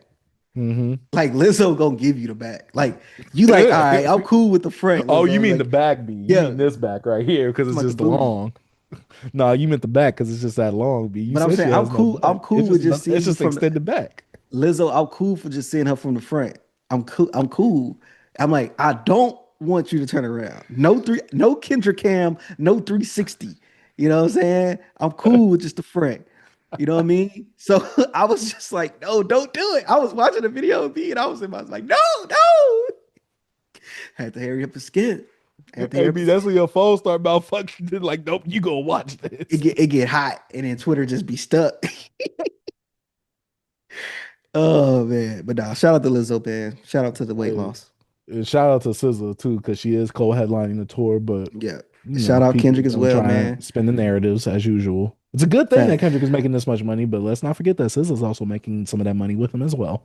So Hmm. yeah, this is a co-headlining tour, not a Kendrick featuring SZA. Yeah. So yeah. And the whole thing, what they say is They're saying rapper. He's the rapper. I'm like, okay, we understand that. We just also point out the obvious. So B, how come no one's saying it for SZA then? Like, oh, SZA broke this new record as a Because pop star. I guess pop stars done it As a before, black B. pop star. You could spin it any way you They can want. spin it, huh, As a B? black woman pop star.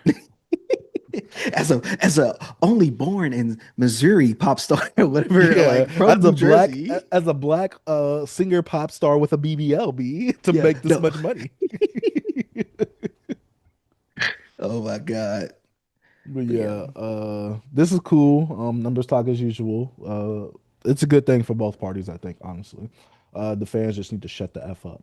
Uh, a sad piece of news. RP Sasha Jenkins. He has passed Hmm. away at 53 on May 23rd. A passionate hip hop advocate. B, I'll be real. I don't know much about this, but you do. So I'm gonna Yeah. let you go ahead and take the I reins said on this. Sasha Jenkins, man, was like I said, contributor to like a lot of contributions to hip hop, man. Advocate, he was a musician, music journalist, a filmmaker. He worked on the Wu-Tang Clan's documentary on Showtime. He did 50 Cent's like documentary. He also started newspapers. He started the Ego Trip. Ego Trip. He had what Elliot Wilson working on with him with that, and he had another guy. I cannot think of his name right now. His first ever, like one of the earliest hip hop magazines he started, and it was called Beatdown. And Elliot, as a young guy as well, he worked on that. He was the editor of that as well. He also was an editor at Vibe magazine for like 3 to 4 years. I'm just saying, like the guy, he's been around for a while, man, doing this thing since the what late '80s, early '90s. He's been around for a long time. Also in a band, like a rock band. I think he played the guitar in it. But no, I've been familiar with him for years, man. I just think it's just sad. You know, he was young. He was 53 years old, and I'm like, dang, that just sucks. When I found out he passed, I kind of been, going back and looking at some of his older interviews and stuff, and just how much of a historian he was with hip hop and just music in general. So, R.I.P. to Sasha Jenkins. Prayers up for his family, his kids, and we lost a good contributor, B, good advocate, because he used to always write, for different magazines like what you call it, freelancing and stuff sometimes as well. I don't know if Freelance he was creative out writer. there more as of recent, but he was he was a really good contributor, man. Shots Yeah, Jenkins, I R.I.P. see man. that he made some documentaries as well, and was a documentarian. So maybe he kind of ended off like on that note, like Yeah. kind of Oh like yeah. The last documentary I remember was about everything being white or something like that. 'Cause remember I mentioned Mhm. the Wu-Tang Clan doc because I think he had like some type of deal with Showtime. He worked in Showtime uh with some of their stuff. So that's what he put out the 4 episode mini series documentary of Wu-Tang Clan, which was really dope. I don't know if you ever watched that, but that was a really dope doc. I actually freaking had a subscription for Showtime just to watch that joint in like 2019. Think I remember. Because I remember I watched it before. I remember like a few months later, I found out my wife was pregnant. I was like, no. But yeah, RP Sasha Uh, Jenkins, man. yeah, RIP to him and prayers for his family as Oh, well and his loved he ones. also, he was a writer. He actually helped write some of the first season of Boondocks, bro. I forgot to mention that. I did not know that. Yeah, he helped work. He worked on that as well. Boondocks Mhm. first season. Yeah. I'm looking right here. It says that he died Friday morning at his home due to complications from multiple system atrophy. So dang. What's that? You know what that is? Atrophy is like I believe like when the muscles just ain't working right. I believe Mm. something like that. It's been so long since I've taken any of these classes, obviously from school. Yeah, I remember. I know you got a Uh, little background in those scientific yeah, medical. atrophy is a decrease in size or wasting away of a body part or tissue. So yeah, Damn, man. and And multiple systems was going at once with that too. Oh mm, yeah. I know that had to be painful. That yeah. had to be painful. So yeah, like I said, prayers to his family and his loved ones. Hey, Hmm. thank you for all your contributions to hip hop and just to black people, black culture in general as well. Yes, sir. And last piece of news we have Drake bringing back OVO Fest. I'm wondering what this entails. People are making this about the beef again as usual, but Drake announced at his Central C show, I believe that, oh, I'm wait, no, not Central C. Yeah, Central C show. Jesus, he announced that OVO Fest is coming back this year, and Central C is a confirmed guest as of right now. Which we know those two are besties since they had the on the radar freestyle, and Hmm. basically they, well, Drake is the one that really built the on the radar platform. Honestly, just off of that one freestyle itself. So yeah, this is pretty cool. But I'm wondering like, what all does this entail? More numbers talk be on the timeline. Uh, I I never just gave wish a I could just F enjoy about it for the OVO music. Fest, bro. Hey, it was funny that year when he did the Meek Mill thing and he had That's the all the only memes time I going knew about behind it. him. That's the only time I remember. That That's the only time. I'm trying to think of another Drake festival appearance in general. When he went to the Tyler the Creator one, was it what What I forgot what the flog nog? yeah, Flognog, Camp Flognog, and Yeah, he Camp went there and Flog everybody Nog. was booing Drake like yeah. Playing one of his greatest songs though, bro. I was in my hate Drake era too. But I thought it was like I thought it was low no it was no class in that, but I was still like I love that song, but it was still kind of embarrassing. What I was song like, was it? dang. Feel a Wave. He was singing Oh, Feel I'm a about to say Waves, B, and they was in there. it's so close. Boo! We wanted Frank Ocean. Boy, Frank Ocean don't come, bro. Frank Ocean gonna be late or don't even show up for his own funeral. Y'all get He's up gonna out of tweet here. y'all, my bad guys. Look, like back then when you text a girl, my bad, I'm just not waking up and seeing this. That's what Frank Ocean doing. Hey, that's most definitely true. Like last time he was supposed to be in Coachella, and he was like, "I broke my fibula. I don't know from a bike Yeah. accident. Like whatever. Bro, man, if you don't get out of here, you Get better your butt perform on up. that chair or something. Get up out of here. But yeah.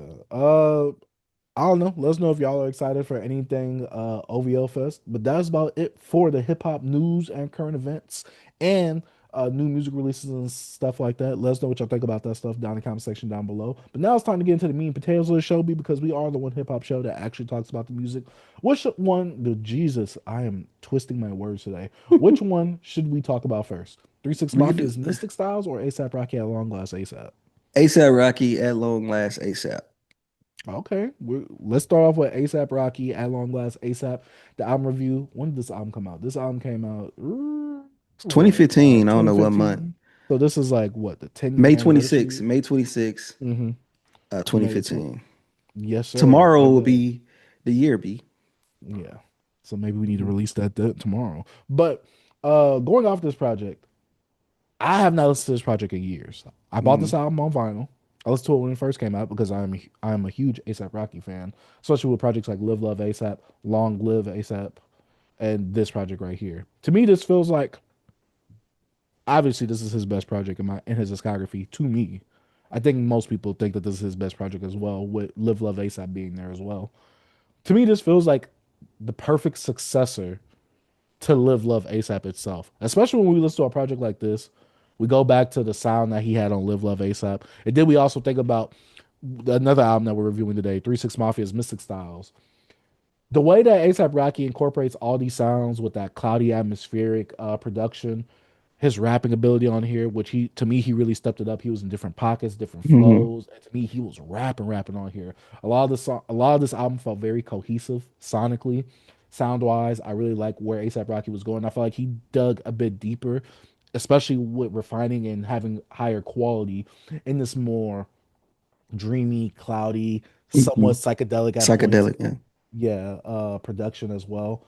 I thoroughly enjoyed this project. I remember when the singles for this came out, I was so hyped for this project when it was going to come out. And going to some of the singles like M's, Electric Body, Lord Pretty Flacco, Jody Part 2 or 2, whatever, LSD. I remember the song LSD first coming out. I'm like, this is super trippy. This is bringing me Mhm. back to Live Love ASAP days right here.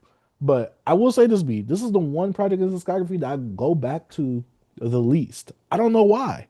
But going Mhm. back to this project, I'm like, why was I not going back to this more?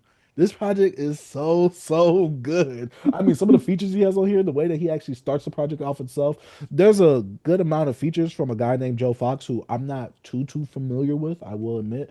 But having a legendary track with some of the Southern pioneers, Juicy J and UGK, some styles that you actually took inspiration from, used Mhm. them as your own, and having them all on one track itself was also like a really great like paying homage to track as well.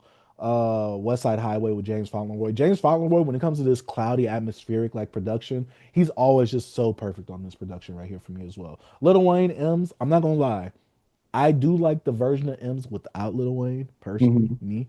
Uh, but yeah, every day back home, especially when he's like, "Oh, pretty Flacco singing," and then Most Def comes and killing it. To Mhm. me, this felt more like the traditional like New York production that we would get from back then. So hearing Rocky go over some more traditional New York production or East Coast production, that felt really great as well. Overall, for me, just summing up my quick thoughts before we really have a conversation going to your thoughts. I thoroughly enjoyed this project. When I first listened to this for the review, I didn't look at the track list because I just like, okay, I gotta go through this as an Mhm. experience. And to me, this album is one of those albums that when you listen to it, it flows. It's like an experience where you're actually going through this the whole track list and things like that. Honestly, I thoroughly enjoy it. To me, this is A$AP Rocky's best project. Just summing up my thoughts really quick. Mhm. B, go ahead. B. It was so crazy because another thing about this album is I don't go back to it as much either. I barely go to any ASAP Rocky like that. But this is my favorite ASAP Rocky project. But I Hmm. haven't listened to this in a long time. And Hmm. I'm gonna be honest, guys. I don't like this project as much as I used to. I don't know if it's because What? I don't think it's because I got older or what, but this shit was boring. Mm. It was boring, especially that second half. Like Joe Fox, I know the Joe Fox story. You're not familiar with it, but Joe Fox was a singer that A$AP Rocky discovered him handing out mixtapes on London streets, and he actually took him under his wing and had him around him. Like if you look at all the interviews or anything A$AP Rocky was doing around that time, you'll see a light skinned kid with a little afro, guy from London had a little accent with Joe with ASAP all everywhere. So that's why he's all over this album because ASAP took him under his wing. But let's get to this music. The standout tracks, I still love. I still love Canal Street. I still love LSD. I still love Excuse Me. Lord Pretty Flacco, Max B. I just hate Joe Fox on that. Wavy Bone. I still think the beat is good. I never really cared for the rapping on that. It just never felt right with me. Um, but M's is still okay. But like B, when you get in the second half of this album, Far Side is still good. I still like ASAP Rocky on Far Side. Jukebox Joint as well. Top to me is best. But when this album in the second half to me goes really boring. And I know it gets into that psychedelic path with the production, and it kind of bores me. And ASAP as a rapper is not bringing me in with his charisma on some of these later tracks. So I was like, dang. Dreams Interlude I still okay with, but it's like I listen to it like it felt like a drag. I'm like, I'm not enjoying this as much as I used to. So I think Hmm. subconsciously I already knew I didn't really care for this as a like because I never go back to it. Like I Hmm. don't go back to it. So I'm like, dang, I really don't want to dislike this, but I don't like it as much as I used to. It's still a Hmm. good album, probably still his Hmm. best work because I know he still want to have his cohesiveness, especially with the psychedelic sound. But if you actually listen to this as a whole, like to me, Joe Fox, I know he wanted to like show this guy love and put him all over his album, but I did not like him on this album. I don't know how you felt about him on this album, but I did not like him on this album. I never really cared for him on this album. And to do I love Baby I Wonder Hmm. by Max B. It's like one of my favorite Max B tracks. And I hate him. I wonder.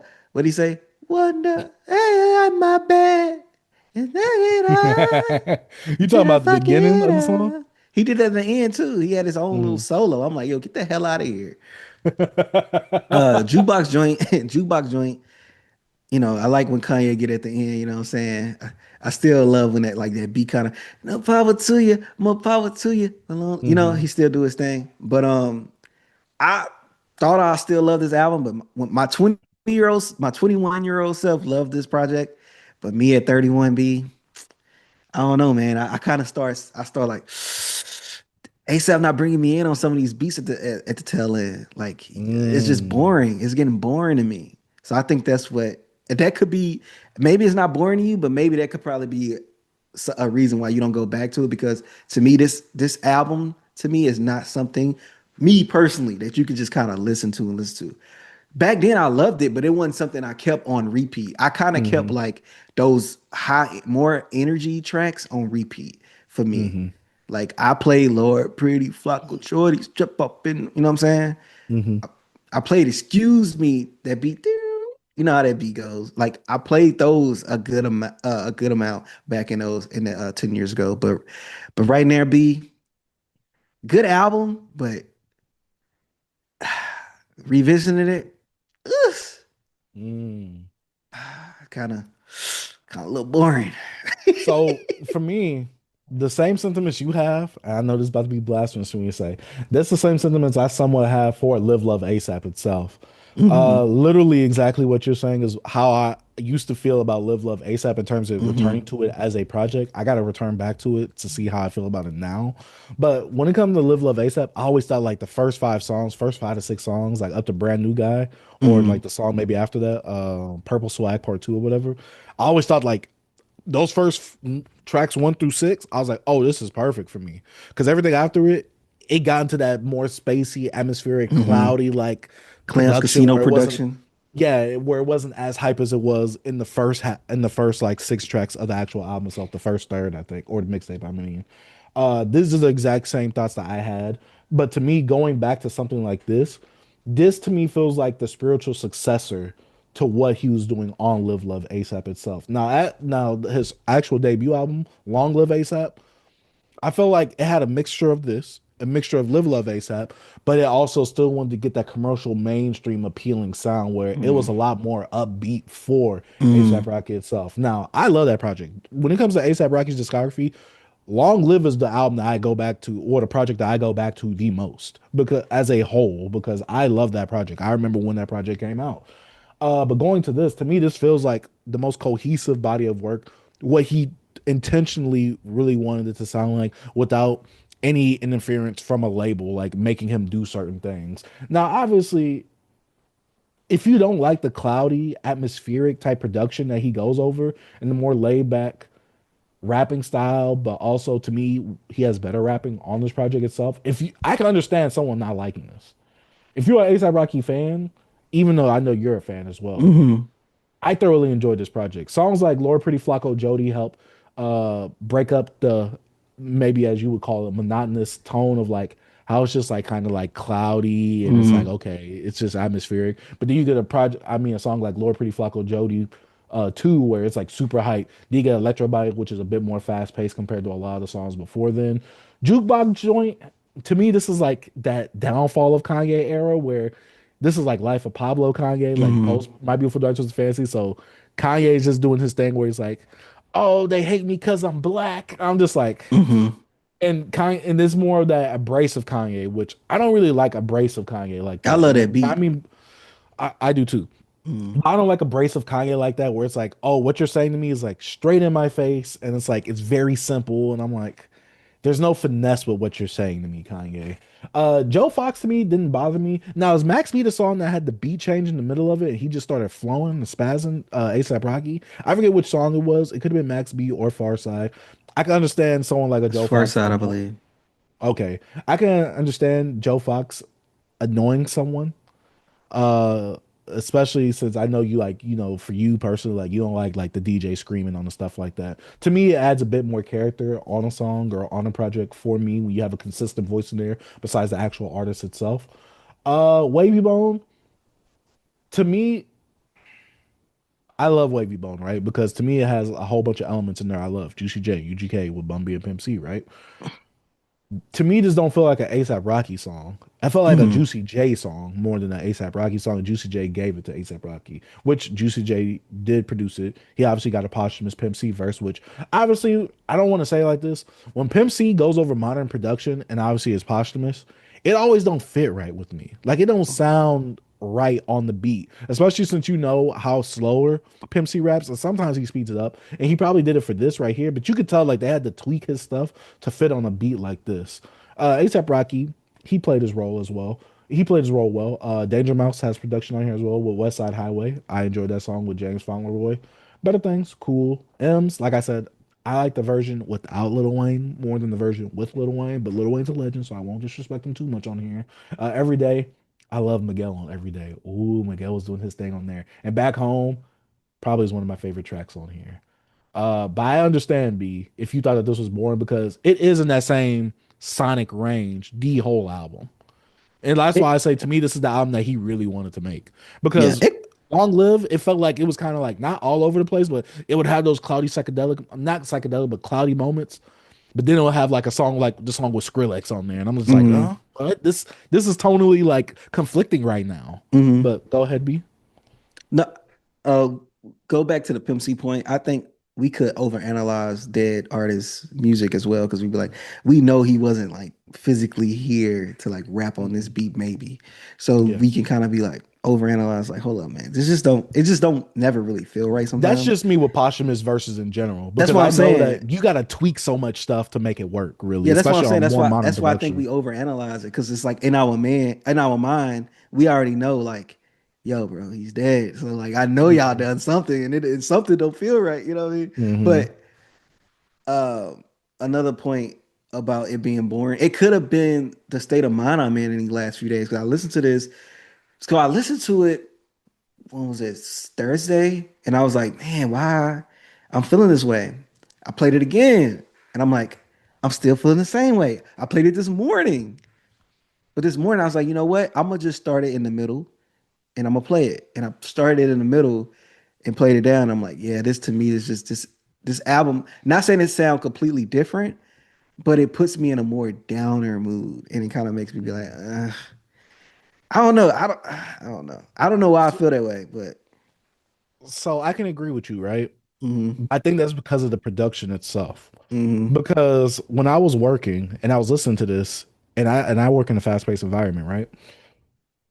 This felt slower. Like it did pause on this, but the runtime mm-hmm, on this felt longer. And I was like, mm-hmm, I felt like it's going for a while. But when you look at the track list, I mean, the runtime, it's only 66 minutes and 9 seconds. But when you have cloudy atmospheric production like that, when you let certain things breathe on a project like that, when you have 18 tracks, pause is going to make the album feel longer. mm-hmm, So I do agree with what you're saying on this. But you know, when I'm at the thing that I'm doing, I just let it play. I let it keep mm-hmm. going. There's stuff that I like. There's stuff where I'm like, all right, this is kind of like, it's kind of hanging on a little bit longer than it needs to. But I understand exactly what you're saying, B. So I can't really disagree with you on that. Yeah, So but yeah, it's this is a slower album, but to me, this is like I said, the album that I felt like he wanted to make. yeah, Like you get what I'm 'cause- saying? yeah. This the only album by him I actually like. Yeah, it's the only You didn't. album. Oh, Testing did was you like Live cool. Love? Did you like Live Love ASAP? The No, mixtape? not like that. I like songs on there. Did you like Long Live ASAP? The The album, the album, debut? no, no. I only like three or Mm, four songs on there, maybe less than that. This the mm. only So, album that I actually like mhm, liked. Like mhm, Testing, Testing was like people hate it, but I like some stuff on Testing. mhm. But I don't like this the only project like I'm like I'm a fan of ASAP Rocky. Like it's like it has a lot to incorporate with more than just the music, mostly like as a what you call it as well, as a Like a fashion personality. icon? Yeah. Hmm. Yeah. But yeah, that's it, man. I don't know. I did not expect going into this album and feeling this way because I'm so far removed from this album. I haven't listened to this album in the whole in almost maybe probably like 8 years, maybe 7 to 8 years. I'll But say about nine. when it come to ASAP, it's some songs I might come back to, but it's not an album. Even though I enjoyed this album, it's not an album I come back to. And me having this time, I think now, like, me being older now, then being in a different space, I just don't think it didn't hit for me now. Because sometimes it Mm, could be a whole nother experience when you're so far removed from an album and you listen to so much other things and some stuff you was into as a kid or younger. Sometimes you grow out of it. It's like your music taste or like, how your what they call it, your palate when you eat, your taste mhm, buds mhm. might change. And I think I was just like, some of it's not hitting the same. Even some of the songs, Mm. some of the songs still hit that I like, but it didn't even hit like how I used to like it back in the day. I'm like, dang, this sounded way more. This was better to me, but I was like, it ain't like that no more. I don't know, bro. Mhm. I was like, I'm getting old. Don't worry, B. You've been that. But that's Oh my beside the god. point. I'm sorry, ASAP, man. I'm sorry, bro. Yeah, I've been a huge A$AP Rocky fan since high school. Going back to this project, I'm like, dang, this this was this was a Mm-hmm. really fun experience for me. Like I said, to me, this is like the spiritual successor to Live Love ASAP, and that sound that he was kind of cultivating with that project right there. Obviously, you could see the influences he has with 3 6 Mafia, Bone Thugs, UGK, the Mm-hmm. Houston sound itself. So I overall really enjoyed this project. This isn't the project that I go back to the most though. Like I said before, that's Long Live ASAP for me and the first 6 tracks on Love ASAP. But overall, man, I went back to this and I was so surprised. I don't know why I was so surprised to hear Future on Fine Wine. But like I said, I didn't look at the track list when I was listening to it at first. But yeah, Yeah, I don't every like time that. Future would come in, Hearing that song again, I was like, yeah, I didn't like that song back then either.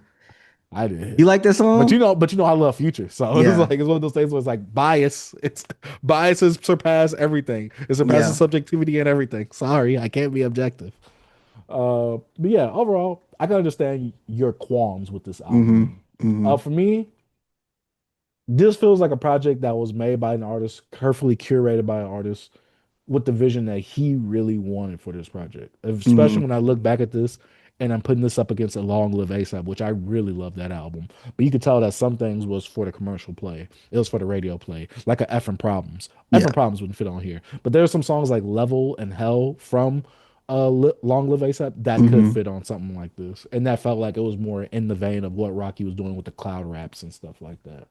But yeah, shout out to ASAP Rocky on at long last ASAP. Mm-hmm. I still enjoy it, but it's not my favorite project from Rocky. But I think it's his best, especially when it comes to him stepping his penmanship up, him being better rapping wise in terms of delivery and performance on this project itself as well. And the production, to me, it felt like what he was really trying to hone in on Live Love ASAP.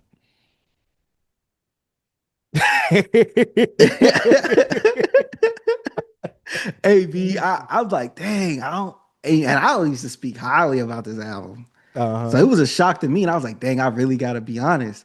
Cause sometimes it's hard for me. I'm like, man, I could fake it, but nah, I gotta be Nah, B. honest, B. Nah, I B. don't We know fake the we funk. don't fake it over here. You know we Nah, don't fake it over here. We keep it can't fake authentic. it. Gotta We don't keep it have look, authentic. B. We don't have relationships to keep, so we can say whatever Nah, we we want. don't. We can say whatever You we ain't want gotta, that we actually believe. hey, you ain't gotta lie to kick it, my nigga. You ain't gotta lie. So I'm gonna just tell the truth.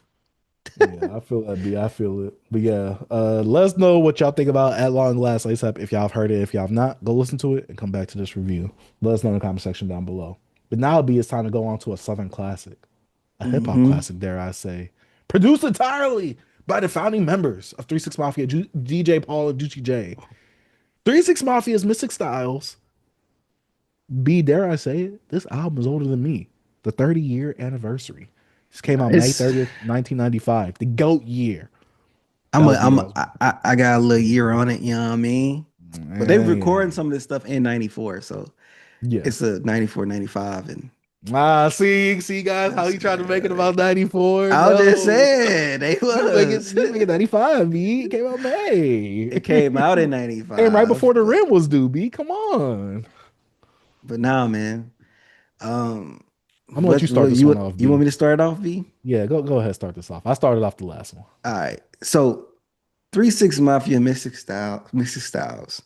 You know, we had UGK, Outkast, A-Ball, MJG, Mhm. you know, Ghetto Boys. Ghetto Boys. Come on, the South was doing a thing. You even, you had DJ Screw making noise around this time. Mhm. And obviously, from here, they know. They know what them boys in Texas was doing, them boys in Houston. You know what I'm saying? Mhm. So look, Mhm. this project right here, bro. I remember the first time I heard it. I was semi late to this because growing up, I knew who 3 6 Mafia was. They had their hits. But I also have a younger growing up, I had younger parents. My stepdad used to be bumping some of the older stuff, Project Pat.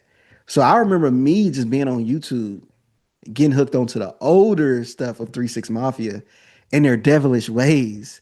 And Mhm. B, this spun me into getting into like Tommy Wright and all those other guys in Memphis that was making similar type of music. And me going back to this, it was just smiles. I love this. Mhm. I love this album just because of like the flows are still current today and still Mhm. feeling like so much of the inspiration. The horrorcore elements, them dissing Bone Thugs, like nigga, y'all was stealing our sound. You know what I mean? Mhm. Mhm. Just from the whole Lord Finesse flow, from Juicy J. It felt like Juicy J and DJ Paul was actually like not wanting to be the front of the group. It's like they wanted to showcase all their homies and they wanted to make their production kind of be not saying they was in the background, but it felt like it was more of the gangsta boos, the law infamous, the country blacks and all that The and so acoustic forth connector. popping up. Yeah. And it was like, and then you hear Paul the Killer come on there, Juicy J pop up, even though they was on here. But I'm just saying, the stars to me was like Gangsta Boo. I love Gangsta Boo in here, bro. What it And says, Lord it said Infamous. requesting to bypass some systems privately window. I'm getting some crazy update. I said aloud. Mm. I mean, not update, but some notification. But back to Mhm. it, my bad. But oh my God, B. I just love this stuff. It was just so traditional. It was like traditional Southern stuff, early Southern stuff, but also had their own the flows on top of it. The production still gives you that. It gives you a reminiscence of like Houston production. You know what Mhm. I'm saying? Especially with the slow up stuff they was doing with they Mhm. like their voice and bro, I love like some of the things they were saying, bro. It was some stuff I should have wrote down that I just wanted to remember. But just like even on the Bone Thug this on like live Live by by your rep. yeah, live by your raps. I said live, live by your Mhm. raps. Like they like, hey yo, we want to kill y'all. Like, you know what I'm saying? They like they like I'm gonna kill. Like it was all it was they was bloodthirsty. Like they even said like all Uh-huh. they want to do is kill. They had that what's the one track when they was robbing a dude? Like, yo man, we got sweet robbery when they was just like, Mhm. yo, we gonna kill you anyway. So it's like I Yeah. was like, yo, like some of this stuff makes you feel a little bit uncomfortable, but at the same time, you like kill him. Like and I was just like, man, I really like this, bro. Tear the club up, being on here.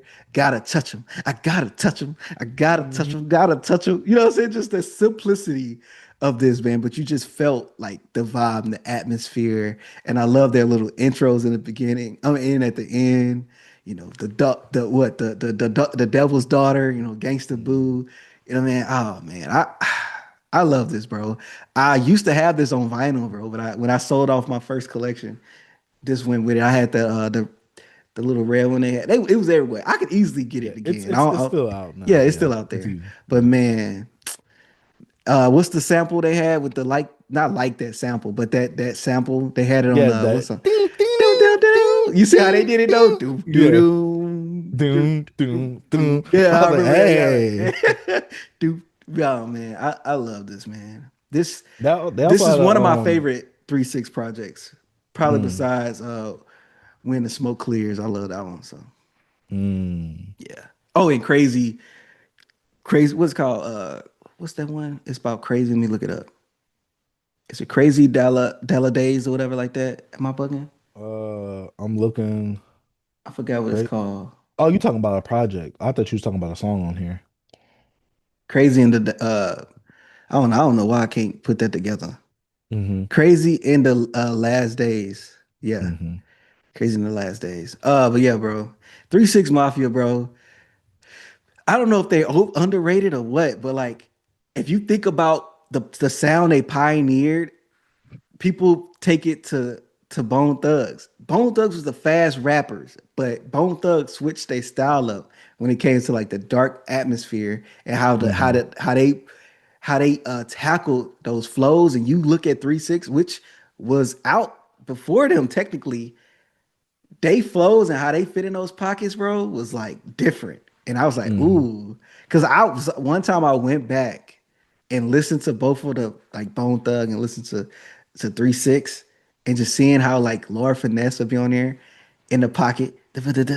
I'll be like, ooh, like, and then you hear like the Migos, how they do that flow, and then people coined it the Migo flow. But I'm like, Mm-hmm. nah, bro. It's not. Even though they had It's their own Lord little twist Infamous. to it because they Mm-hmm. was on modern, trap beats. But nah, man, 3-6 was different, bro. They was different. Yeah. It was different, man. So, what'd you feel about this project, B? Um, as usual, another Dark Sage Glaze Fest. 36 Mafia, obviously one of the best southern, in fact, one of the best hip hop groups to have ever graced hip hop in general, and with their contributions and with the things that they have given to hip hop itself. This album is mostly, from what I'm seeing, is produced by Juicy J and DJ Paul. Such two talented young gentlemen at the time, Mhm. because doing something like this in '95, first of all, this had to be one of the most off-putting albums coming out from the South. Because when we look at 8 Ball MJG, you look at UGK, you look at the Ghetto Boys, you look at the Outkast, you be like, okay, what they're coming out with, all right, cool. Then you got the weird kids, the goth kids. This is what they doing over here. You could tell these guys watch the scary movies because they do have some scary movie references, like Jason, I believe, in here, talking about coming up in the hockey mask like Jason.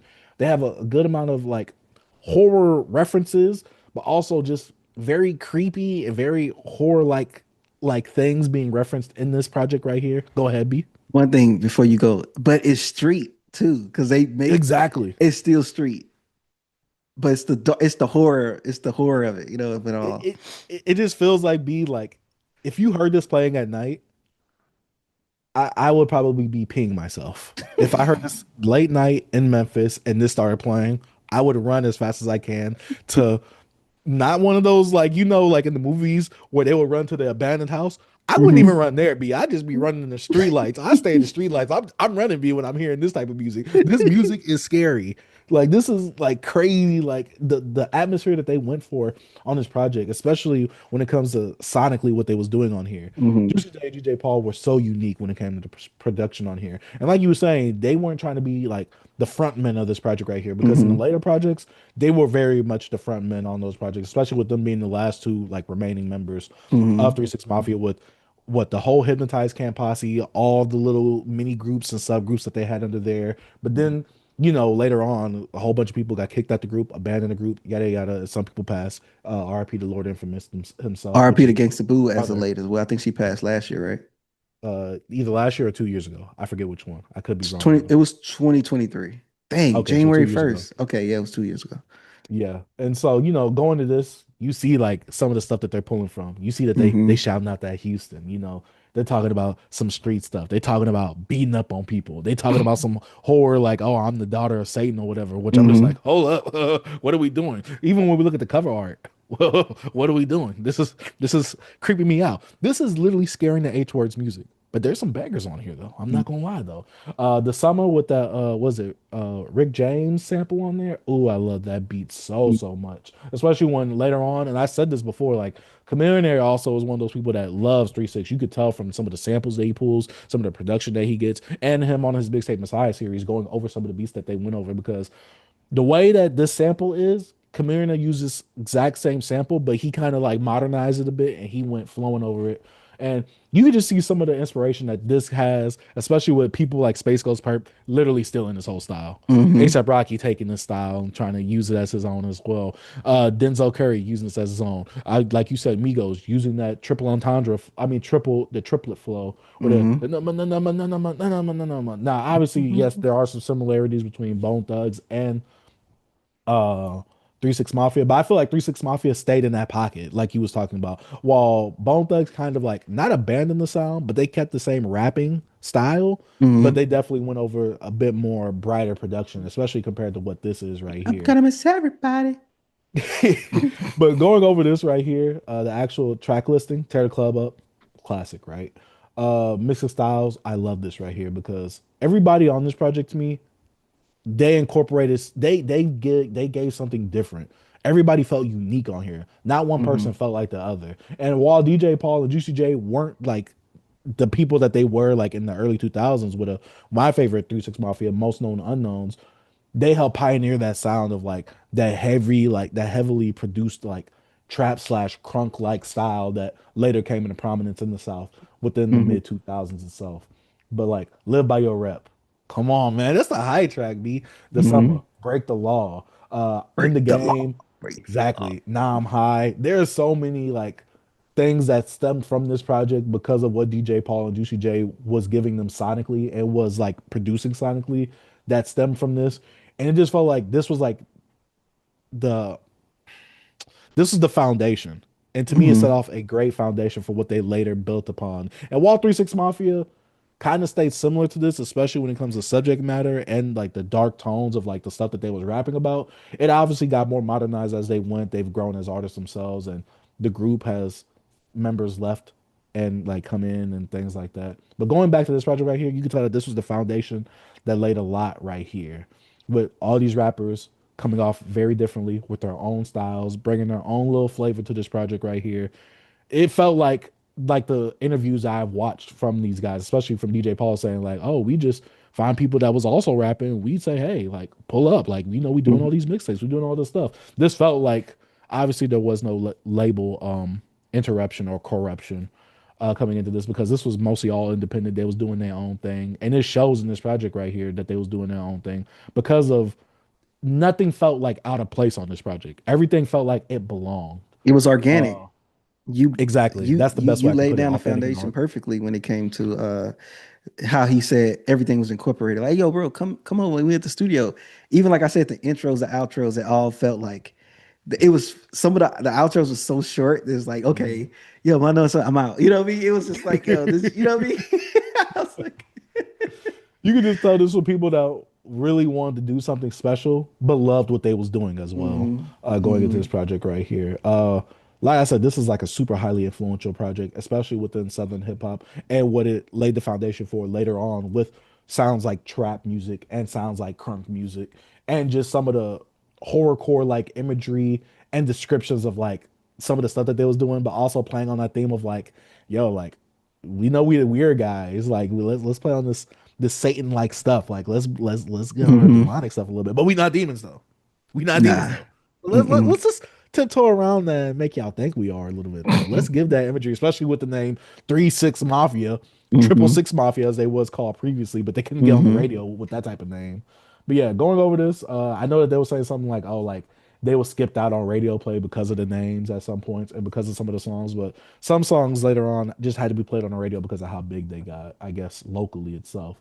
But yeah, overall for me, I enjoyed this project. Going back to listening to this, I'm like, this feels creepy. This feels eerie. I Mhm. can't listen to a project like this at night, dog. Like how everybody was talking about Meet the Grams last year. Me, this is how everybody felt about Meet the Grams. This is how I feel about listening to this. Me, I'm like, ooh, like Because this some of feels the like the 80s horror movies right here. that's This what is I'm what saying. this Because you sounds like. like when you were saying like running from like let's say you running from Jason or anybody like and you don't want to go in the house, you just cut off some of the rap and just play some of these beats, bro, and run into that like being in the background to that music. Mhm.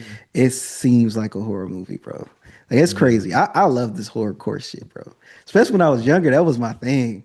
Like that's Mhm. why a lot of people got hip, because when you're younger, you're more into the because we don't The have edgy that stuff. that edgy stuff, but like, your frontal lobe is not having developed. You don't understand the nuances of like murder, freaking grape, and all this type of stuff, and practicing these sexual rituals and the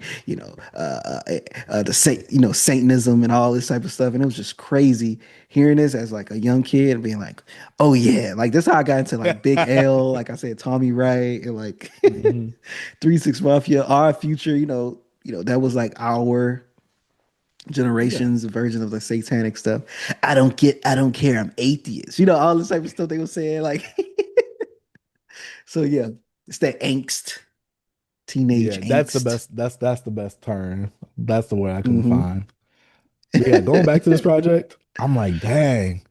Especially with us listening to ASAP Rocky this week, I'm like, dang. Like, Hmm. and like I said last year, I re-listened to Space Ghost Perps. I forgot the name of the project, but going back to that, I'm like, all this feels like old 3 6 Mafia. That's all this feels like. And last year, Denzel Curry making his project, King of the Mischievous South Volume 2 with King Pimp Skinny Pimp, who also makes a feature on this project as well, having him be on there as well. I'm like, Hmm. oh, Hey, high and when I was doing a little respect. research on like 3 6 throughout this, when I was listening to this album, seeing that Mhm. DJ Paul and our infamous first name they duo together was the Serial Killers. Like, come on, bro, they was tripping, yo. They was They wild, bro. they what they beat. It was super wild. They was wild, bro. And then like it's just nothing but these southern black kids from the hood makes it even crazier. You know what I mean? Hmm. So crazy. Yeah. Overall, for me, I really enjoy this project. I think I echo your sentiments with like really DJ Paul and Lucy J not being the ones to shine, especially when you look at 3 6 Mafia later Hmm. on, them being the front men, them being on all the covers. and always being involved and like them being the ones that were most talked Mm-hmm. about. But going back to this, everyone's has their own points of shining. Like just Mm-hmm. hearing a young Juicy J on this beat, especially Mm-hmm. with how long of a career Juicy J has now and is still going. This Mm-hmm. is just crazy to hear. GJ Paul still producing for people to this day. I'm like, this is just crazy to look back at this and like this is like the starting foundation, especially with them putting out this project right here. Yeah. Overall, for me, classic hip hop album, This classic, especially man. Southern hip hop. But yeah, you got any final notes on this album, B? My final notes is, man, this is what's important about music and just going back and listen to it. And we having this retrospective of just, Hmm. going back and kind of looking at it. Also, we listen to it in a different time, and some kids now can actually listen to it super far removed from it and just understand it. This is art. Yes, it's some things in here that's questionable. A lot of things.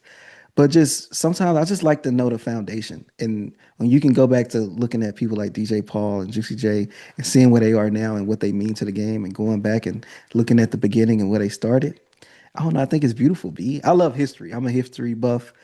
And hip hop history is like one thing that I love. And just I don't know. We are able to do it. Like I just hate one thing. We gonna move on, but Hmm. I love to be a time traveler. That's my thing. Like I love true crime, and I want to go back and I want to solve murders. You know what I'm saying? Hmm. I just like that with music. Music is time travel because we actually have access to kind of feel what was going, not feeling what was going on in at the time. You can, but I'm just saying it brings you back. You can remember the first time you heard a song. You can Hmm. remember how this. You can go back and look at how it impacted people, but you can't probably feel it. But I'm saying it's time travel for us because it's the perfect time capsule. So I'm just saying I just love going back and listen to older music. I don't know. You can see the roots. You know what I'm saying, B? This is Like, why we need older people making videos on stuff like this. yes, that's why I told you when I see old heads talking hip hop, I'm clicking it. I'm subscribing to them and everything because Hmm. they're gonna give me a point of view that I didn't experience. That's Hmm. the history I just love. What another thing is I want to do some work on because I like R&B. I'm not super into R&B, but I like New Jack Swing and stuff. But I've been listening to the Whispers and a lot of their early stuff, bro. You could feel the hints and the skeleton, and you could tell how like New Jack Swing and how the modern 90s R&B grabbed a lot from them soul singers, especially Hmm. from the early 80s and like what they was doing with the production. I forgot it's one song by the Whispers. I was like, yo, bro, this was just 90s R&B before it. Like, I was like, that's Hmm. crazy. I don't know. It's just dope. You could see the foundation, and it's just I don't know, bro.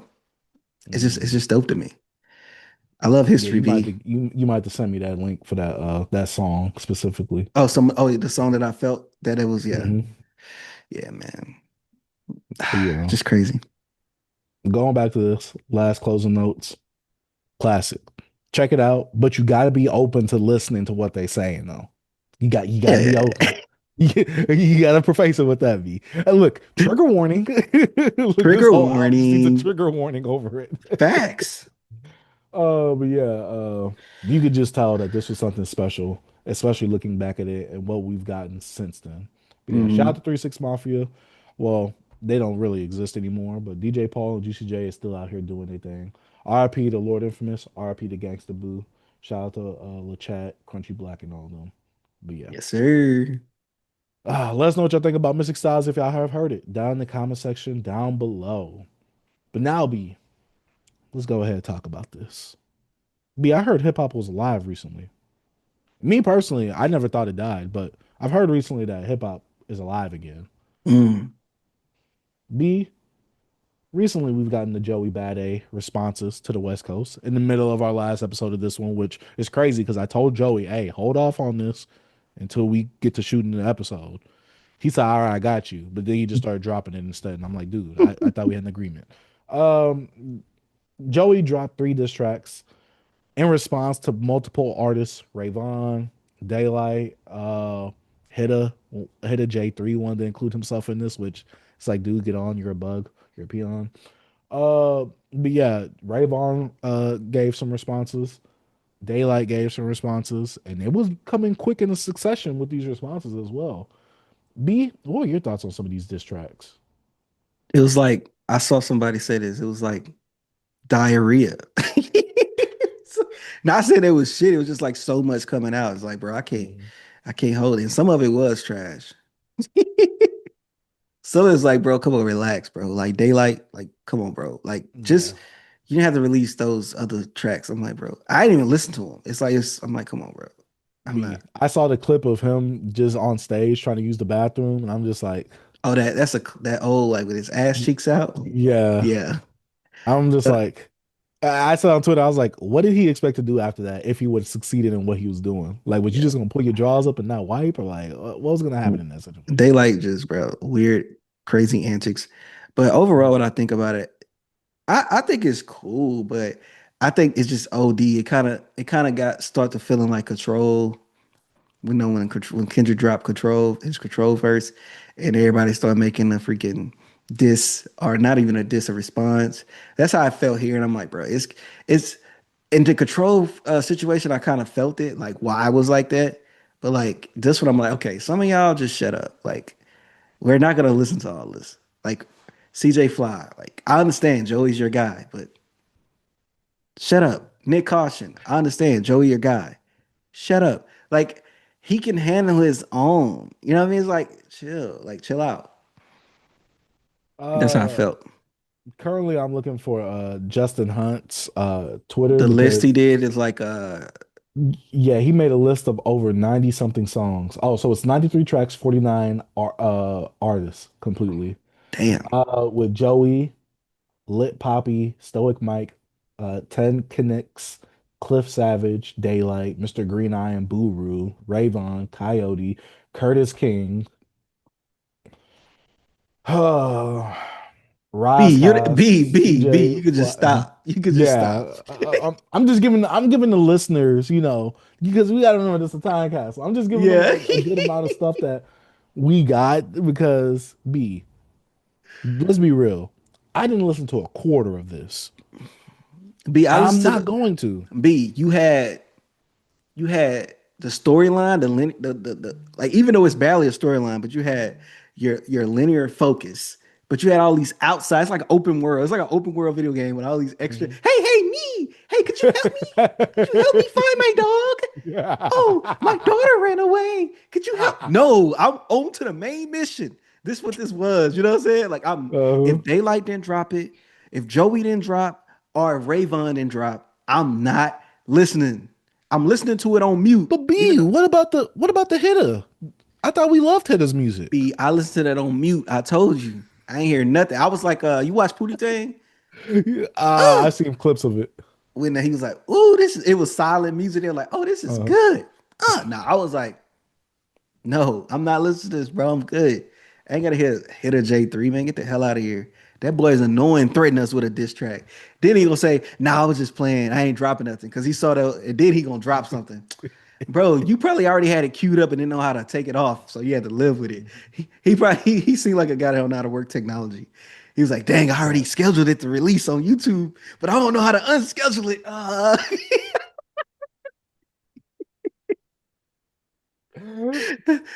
That's how he is. B. He not unscheduled a release. B. He had to oh live in it. man. Oh, trust me, he lived in it. He was the only Man. one living in it. And then gonna try to shout out Screwface Gene for the only person reacting to it. Yeah, shout out Screw. I'm like, bro, cause Screwface using you for clicks, nigga. Nobody care Yeah. about your weak diss. Get Yeah. out of here. AZ cheeks, ass cheeks. He did his. He did one. I'm like, bro. Hey, I don't know. Did we talk about it last time? He's like, I'm bad. He Nah. said, you bad to the ass. I'm bad to the bone. Like what? Mm. Do I got a lyrical miracle whoop your ass? Talking about, hey, you ain't got no platinum hit. And then he's like, we don't care if you wrote Rockstar. A diamond hit. Get out of here, bro. I'm just like, what are we talking How about? you gonna Bro? mention he don't got hits and then mention the hits?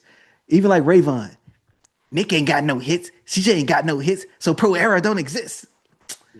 Get out of here, bro. Like, Rayvon, from the looks of TDE, y'all don't exist right now either. Y'all not what y'all used to be.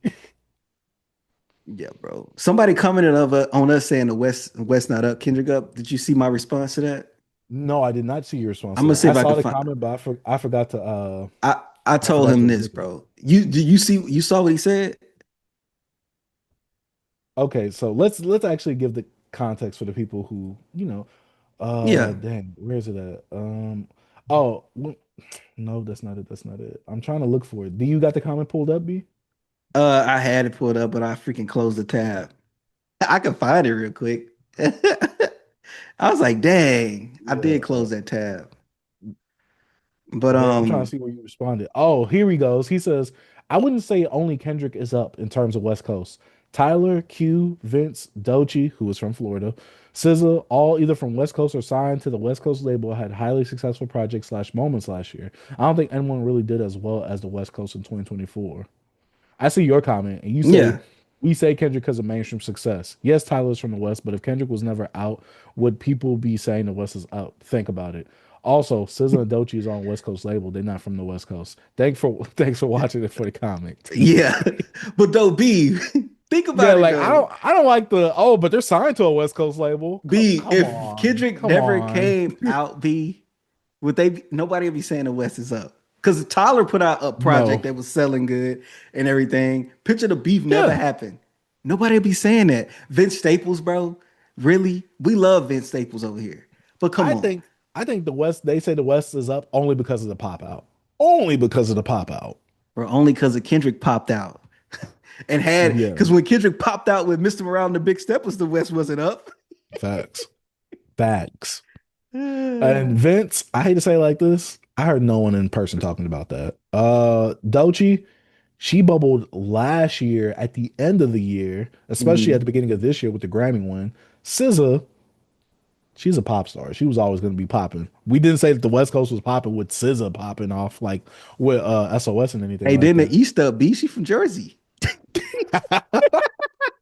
Somebody from the East Coast got the label bumping, bro. Come on. Hey, and then Q, I don't want to say like this, but that album, it got swept under the rug because of the beef. Hmm. So it's like West is not up. Kendrick is up. Kendrick's Tyler is up. up. Hey, shoot, You Tyler other not even up. Negroes, Kendrick look. up. The worst part is, look. Other artists think the West is up so good they think they could jump in the ring with Joey. Y'all forgot. Like, and then the worst part, when Ray Vaughn, he thought he was clever with getting that 50 Cent beat, that back down beat or whatever, Hmm. doing what he was doing on there. Then Joey said, "All right, I'm gonna get a West Coast beat, and I'm gonna put hit 'em ups like little sample that they have in Hmm. there from Paid in Full. I'm gonna get that." That man said, "You say ain't got his number? He authorized the hit." No, he didn't, bro. Kendrick's like, Bro, "Hey, look, he was agreeing with Joey. Hey, I wouldn't even let you sleep on my couch. yeah, hey, B, what y'all do?"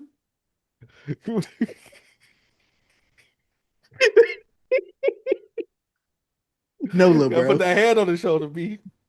No. Come on, we gotta come on, Raymond. Come on.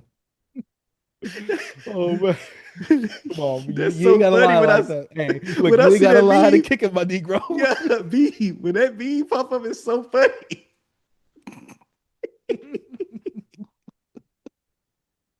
But nah, bro. Hey, Rayva, like I liked his first verse. I thought it was cool, but then when he started From the whole back taking a down. Diddy angle, I'm like, bro, like you could throw a little shots, but like if you OD on on that narrative, it's not gonna work.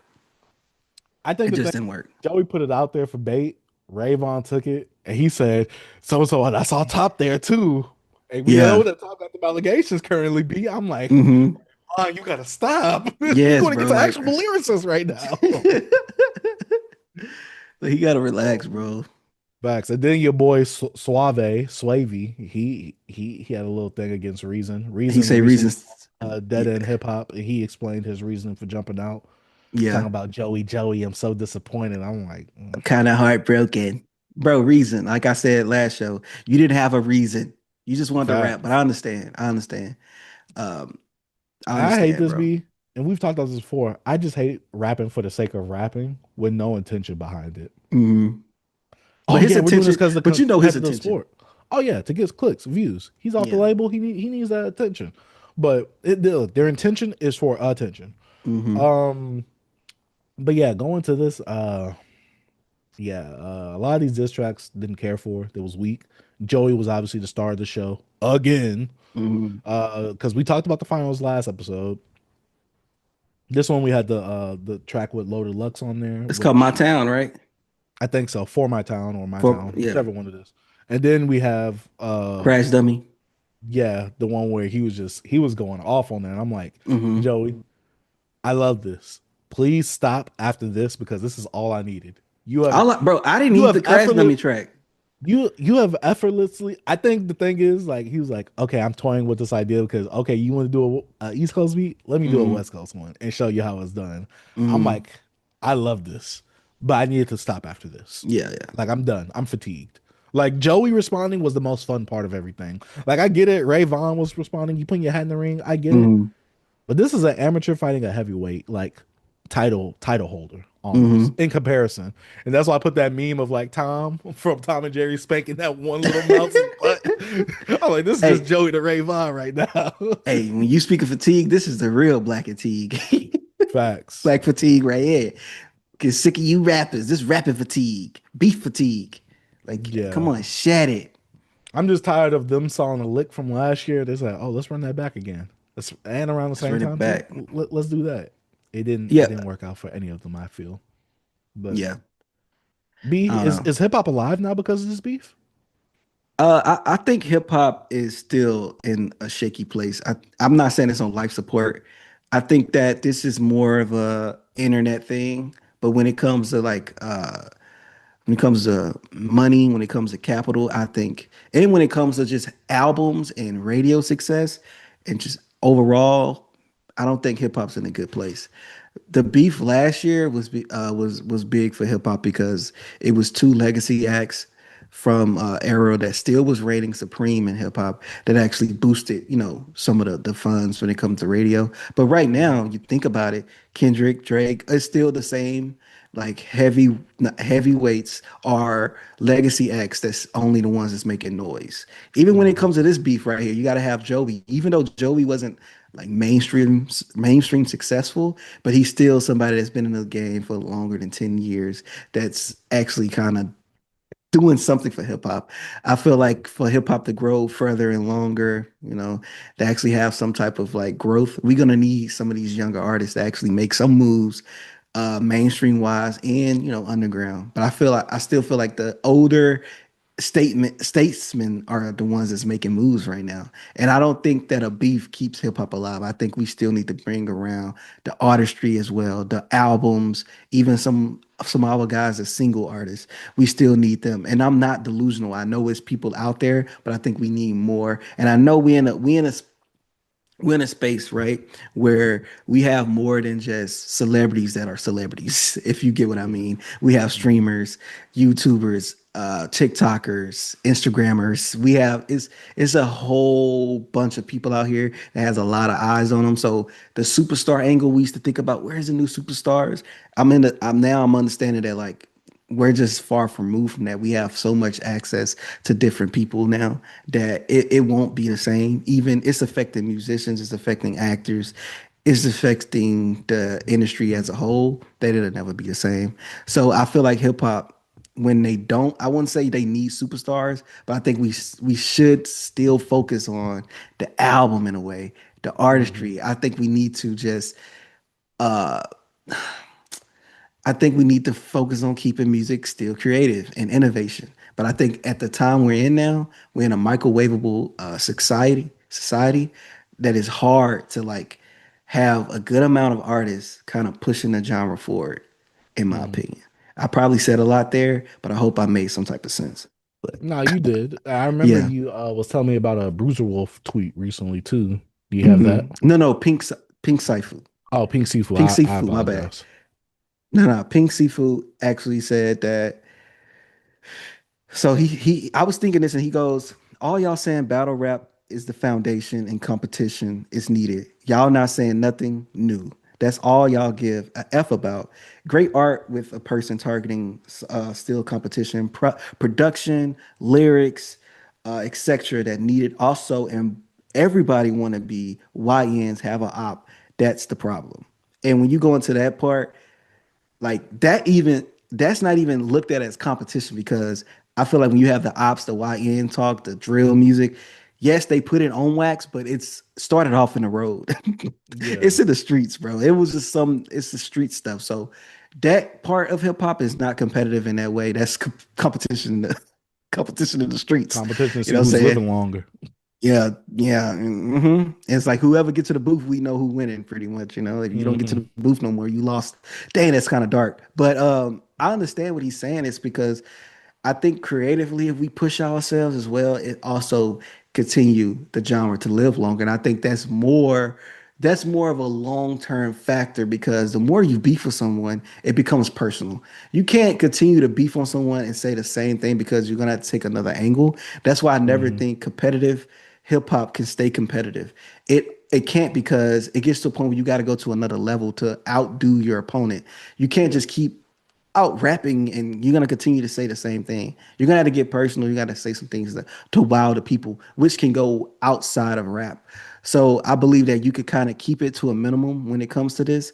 This it's just so many angles you could take for before it become personal. So that's my opinion. I think out here making the music, pushing the albums forward, being creative can make the hip hop genre last longer. Uh, that makes hip hop being back is pushing the genre, not just ranking on each other. Because it gets to a point where it gets ugly, B. You heard what Daylight said. I'm gonna be at your door. I slit your baby mama up. I'm holding your kid with her blood on my hands. Yeah, you can keep it all artistic expression, but it gets to the point where, like, yo, bro, don't mention killing my baby mom and having my kid Hmm. while you on the stairs. Like, it can get personal. So Yeah. that's all I'm saying. Um, when it comes to the beef, I don't care. I like Joey, so I like Joey's responses. Hmm. But I completely agree with Pink Seafood. I think I said it on Twitter a few days ago, like, oh, y'all only talking about hip hop is alive when there's beef happening. I'm like, y'all Hmm. not real hip hop fans. Y'all are the Hmm. shade room disguised as hip hop fans. That's all it is. Hmm. Um, Going into this, I just want better albums, man. Better projects. Start out doing others with making better music. Because y'all Negroes, some of y'all ain't making good projects or songs, especially within this beef. Like, yeah, you might have said the most vile thing, but does it sound good on wax? Daylight, I'm specifically talking to you. Maybe Hit a J too. Well, Hit a J just don't sound good in general. Whether he's tweeting, rapping, he just don't sound good in general. I don't never ever need to see or hear him. Um, I just want better music, man. Compete with making a better album. I know that's what some people said. That's what J. Cole was taking the angle of with being competitive instead of him doing the rap beef. He's competing with his pen, becoming better and making better music than his peers or whatever. I think J. Cole said the same thing as well to a degree recently. Uh, Either within Clouds or within Port Antonio or whatever. I agree to a degree, but I get that you can't call yourself the king of something and then be like, oh, well, I'm not going to compete with you guys on wax like that. But you can't call yourself the king like that either. You could say, oh, I make the best music. That's different than saying, oh, I'm the best lyrically and I'm going to show you how, competing wise. But yeah, I completely agree. Beef is needed here and there, but I don't need like actual beef to leak out from the music itself because, like you said, Daylight took it too far. I didn't really care for Daylight's responses anyways either. I'm glad Joey stopped. I hope Hmm. this is the end. I don't need any more of this. Just put them on DSPs so we could listen to these tracks. Really, I just want Joey to put his on DSP so I can listen to those tracks. Hmm. Uh, Besides that, I don't want to be for a long while. Yeah. It- the angle that only can work in competitive, if you could be competitive, is two or three artists make a posse cut. You get on the track, you have your best verse. You don't have to mention that the other guy that's on this track with you sucks. You don't have to say that, oh, their last album was trash or they haven't had a hit since, forever. Like you can actually just show your skill in rapping, your double entendres, your internal schemes, your different flows. You break that's kind of like, yes, Joey added a lot of like, he was throwing shots at Rayvon, but also at the same time displaying his skill and like how he can, have schemes, different word plays. Rayvon, his skill was the roasting. He was being a little funny. Like, but when it came to like him, when it comes to like skill wise, like rapping ability, not saying he can't rap, it just didn't show that for me. It just showed more of his wittiness of like that's a skill, don't get me wrong, but I'm saying it was just more like throwing dirt, and trying to throw Mm. like ranking on somebody's like, oh, you don't have a hit. Like you keep saying the same thing. Like Like, could you say the same thing in a different way, or like I don't know? Yeah. It just It didn't came do off anything. redundant. It came Yeah, off it was like just you didn't think too far in you this, really did didn't you? have much to say. Just be quiet at this point. So I don't know. Yeah. I just rather us if you're gonna be competitive, just be competitive in a way of just showing how good you can rap and not being like you don't have a hit and nobody cares about it. And you're a badass, but I'm bad to the bone. Like, bro, why did he even put out something? Like, bro, just shut up. But I what are you gonna don't do, bro? It's like I think you nothing. brought up the Harlem Nights reference, right? Did you bring up that Harlem Nights No, I think you did. when he was just like "Phew," Oh, that that one was you. gun? That was Phew, you. put that little mother up, pretty much. Because I heard it somewhere. I think you know who I heard it from. Who? What's color said it? Troy? Wayno. Oh, Wayno said wow. that. Wayno said Mhm. that. That's how I feel. Like, come on, bro. We got machine guns over here. We got Tommies. So basically, B, the last time that we really got a competitive track like that was One Train. Yeah, like that type of stuff y'all have to do. You know what You I'm know what about to I'm say saying? next. With that boy Big Crit who won. Oh, nah, he killed that verse. He killed that But verse. yeah, going back to that, dang. I know some people's like, oh, what happens if the South jumps in? I'm like, no, this isn't our fight. This isn't our battle. Mm-mm. We don't really care about this. We're doing our own thing. We have our own fights and struggles to talk about. Uh, Mm-hmm. like we said off podcast, and that's to prove to you guys that we have lyricists. Since everybody, well, really East Coast people think that we don't have enough lyricists down here, and that we killed hip hop or whatever. And I know some. one of the guys in the big three is supposedly one of the best, right? He's from the South. Hmm. But Idiots. well, B, but he everybody claims him as an East Coast artist though, so that don't count though, right? B. Because he went to St. John's. What the hell? And well, B, he signed to an East Coast label, Jay-Z. So the East is up, not the South. So Drake is the South too then. But B, we can't count that as that though. That don't count. He's from Canada. That don't count. Just because he signed Okay. to Young So Money the Cash North Money, is really that up. don't count. I guess. But yeah, overall, yeah, beef. This was like an internet beef. I don't even think hip hop was alive. It's just that it gave Twitter something to talk about because y'all didn't Hmm. even care about the beef before Joey really started putting down diss tracks. When Ray-Von and all them was responding, y'all didn't care. The cipher, yeah, it did a little bubbling because you saw Absol and Joey right there next to each other. Hmm. But besides that, it's like no one cared about this beef until Joey started spanking Ray-Von and them. So, and even then, outside of that, everybody just trying to clip and click farm off of the whole beef itself. Like Justin Hunt, the company man, making that long list of people of diss tracks where, let's be real, be out of everybody who keeps up with hip hop, how much of a percentage do you think they listen to all those tracks? Or I about don't think. percentage of them listen to half those If tracks? anybody listens to him, I think the company man would. He has all them reactions, but he got the Bro, reactions lined up. hey, company man will like because he be bro, he be listening to all types of stuff. And He be in also the most he obscure pockets of hip right, hop. and he shows like a lot of people's like some love. So it's like I don't Uh, know, bro. He if he did that list, he probably listened to every single song, and he hey had a big B, old smile. that's that. One clap for A, one What's like second a clap for clap? so and What's like so an applaud? for so and so with their diss. Yeah, we never heard of this person, but Company Man reporting on it. I already told Hmm. you, Company Man be reporting and reacting to the most obscure stuff in hip hop that no one cares about. That's why I like him. He is. Hey, I still I fuck. respect it, but some I stuff I'm like, respect okay, company man, bro. I you have didn't need to to. react to that. You know what I'm talking about, but that he didn't react to. Oh yeah, that. Oh yeah, Yeah, yeah, them yeah. people, them weird people. But yeah, this is this that or beef that I don't care about. But Joey coming out to play and spanking Ray-Von like he did, I did enjoy that. Hmm. But yeah, y'all let us know what y'all think about this beef down in the comment section down below. And last topic, B. I just need Glasses Malone to please shut the F up. Hmm. Just please. This stems from me and my hatred of everything he has tweeted, not hatred of him.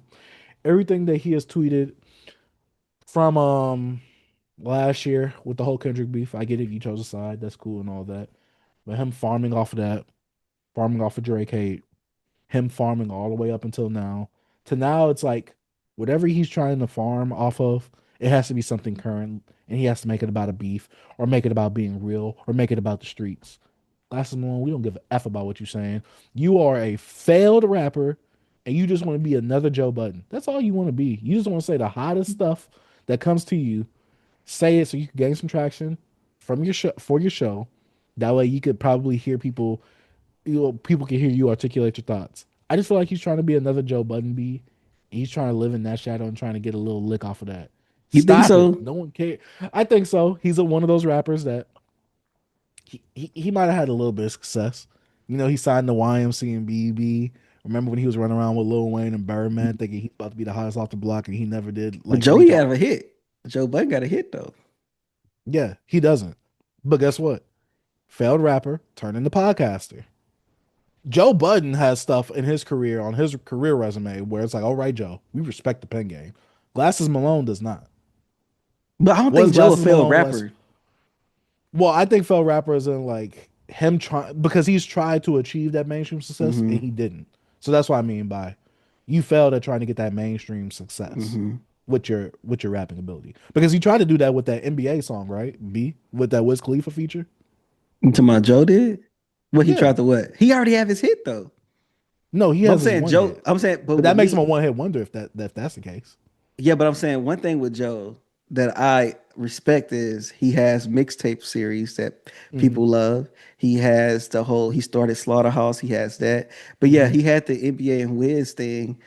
I said the NBA song with Wiz and who Yeah. else was on there? Fabulous. I Or am I forgot bugging? who No, else was Tory on that Lanez was with song. Tory. Nah. Let me Well, see. because he has Keep stuff with talking. Tory. Keep Who was talking. on that song? But I feel like Joe, he already had the radio gig. French Montana. French Montana. Okay. I don't think Joe was trying to get, he probably was trying to get like a big song. That was in like 2013, I believe, right? Mm-hmm. Wiz Oh, was you pretty so hot. good with it, V. What?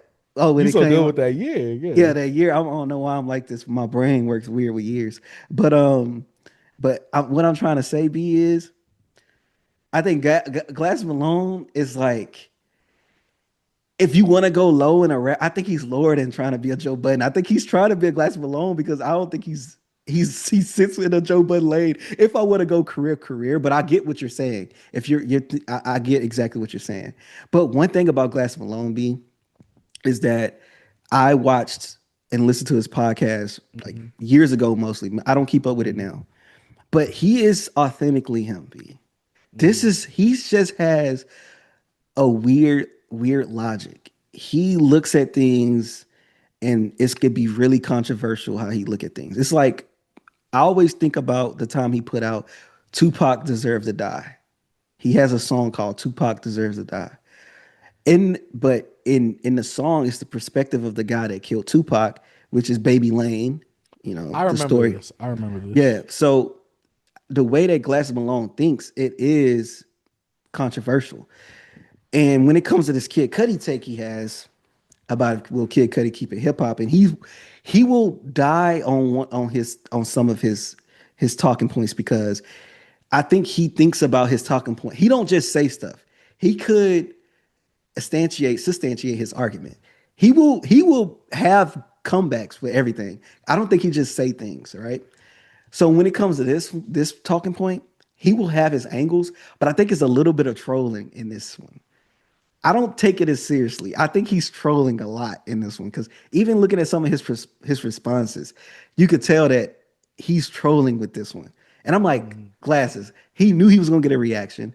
I swear, anybody that say anything, mostly he is responding to it. And I'm like, oh yeah, this was a clip form if it's not one.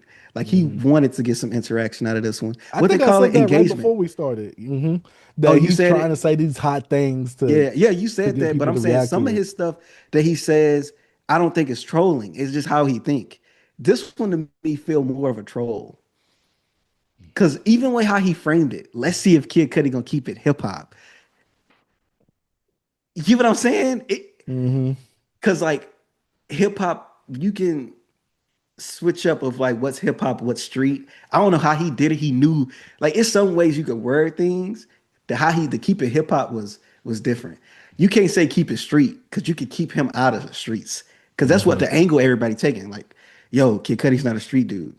But he said, let's see if he keep it hip hop, making hip hop in the street synonymous. So it's the way I worded it, bro. I'm telling you, Glass Malone say some stupid stuff, but I don't think Glass Yes. Malone is stupid. He just has he just has a weird way of thinking, bro, and some stuff. And I'm like, bro, some stuff he be saying, I'm like, yo, that sound crazy. But when I see him break some stuff down, I'll be like, hold up, he kind of have a point. This nigga's a pseudo intellectual. So he's pretentious. He's very pretentious sometimes, bro. Most definitely, most definitely. But I just think that even if he's trolling, this raises a big conversation that can go so deep. And I think we talked about it so much when it comes to like streets and hip hop. And how do you, you know, what is hip hop and what is not the streets? What is the streets? What is not hip hop? Is hip hop is the streets? So it's a bigger conversation. We have the Young Thug tweet. I know we was gonna get into it. That was like, well, come on, Thug, you need to just shut up. Someone Yeah. take his phone because he always tweet and delete because he know he shouldn't say these things. You know what I'm saying? So Kid Cudi a snitch? Like, come on, bro. Called him a Y'all rat, know just the like heinous Bada. things that Diddy done. We're not even covering the Diddy trial. Like, I don't even want to talk about it. Yes, Diddy is part of hip hop, but it's like I don't even want to talk about it. B, it's nasty. B, if I repeat some of the things that I saw that Diddy did, Hmm. it's a conversation going around. Is Diddy gay or is he not gay? Did Hmm. you see what he did? But Talking he about licking something. no, the nipple thing.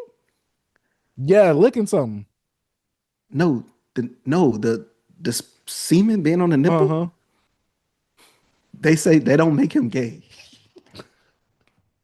I'm not even gonna get into that because this is a hip hop show. We talk about the Uh huh. music and some of the Yeah, yeah. takes.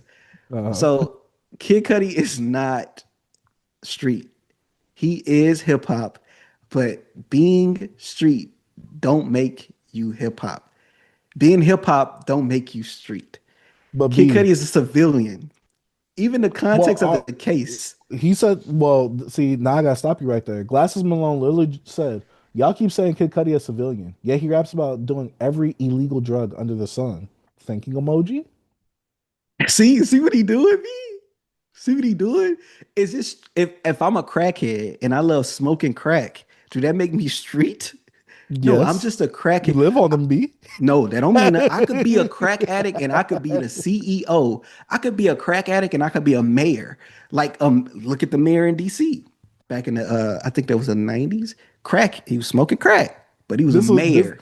this is his rebuttal. No, it's against the law. If you constantly break the law, you are a criminal.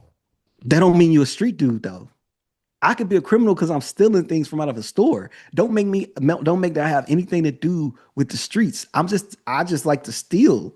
I'm a I'm magnet hands. I'm not Well, out here dealings in streets. Like you got to think about it. It's different uh, politics when it comes to streets. Even with criminals, it's different politics mhm, with criminals.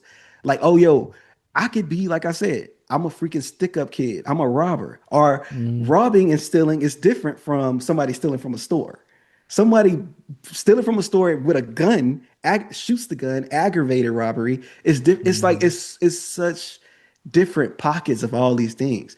B, I knew people that was in the B&E like breaking and entering game. That's Mhm. different. That's psychotic to me. Allegedly.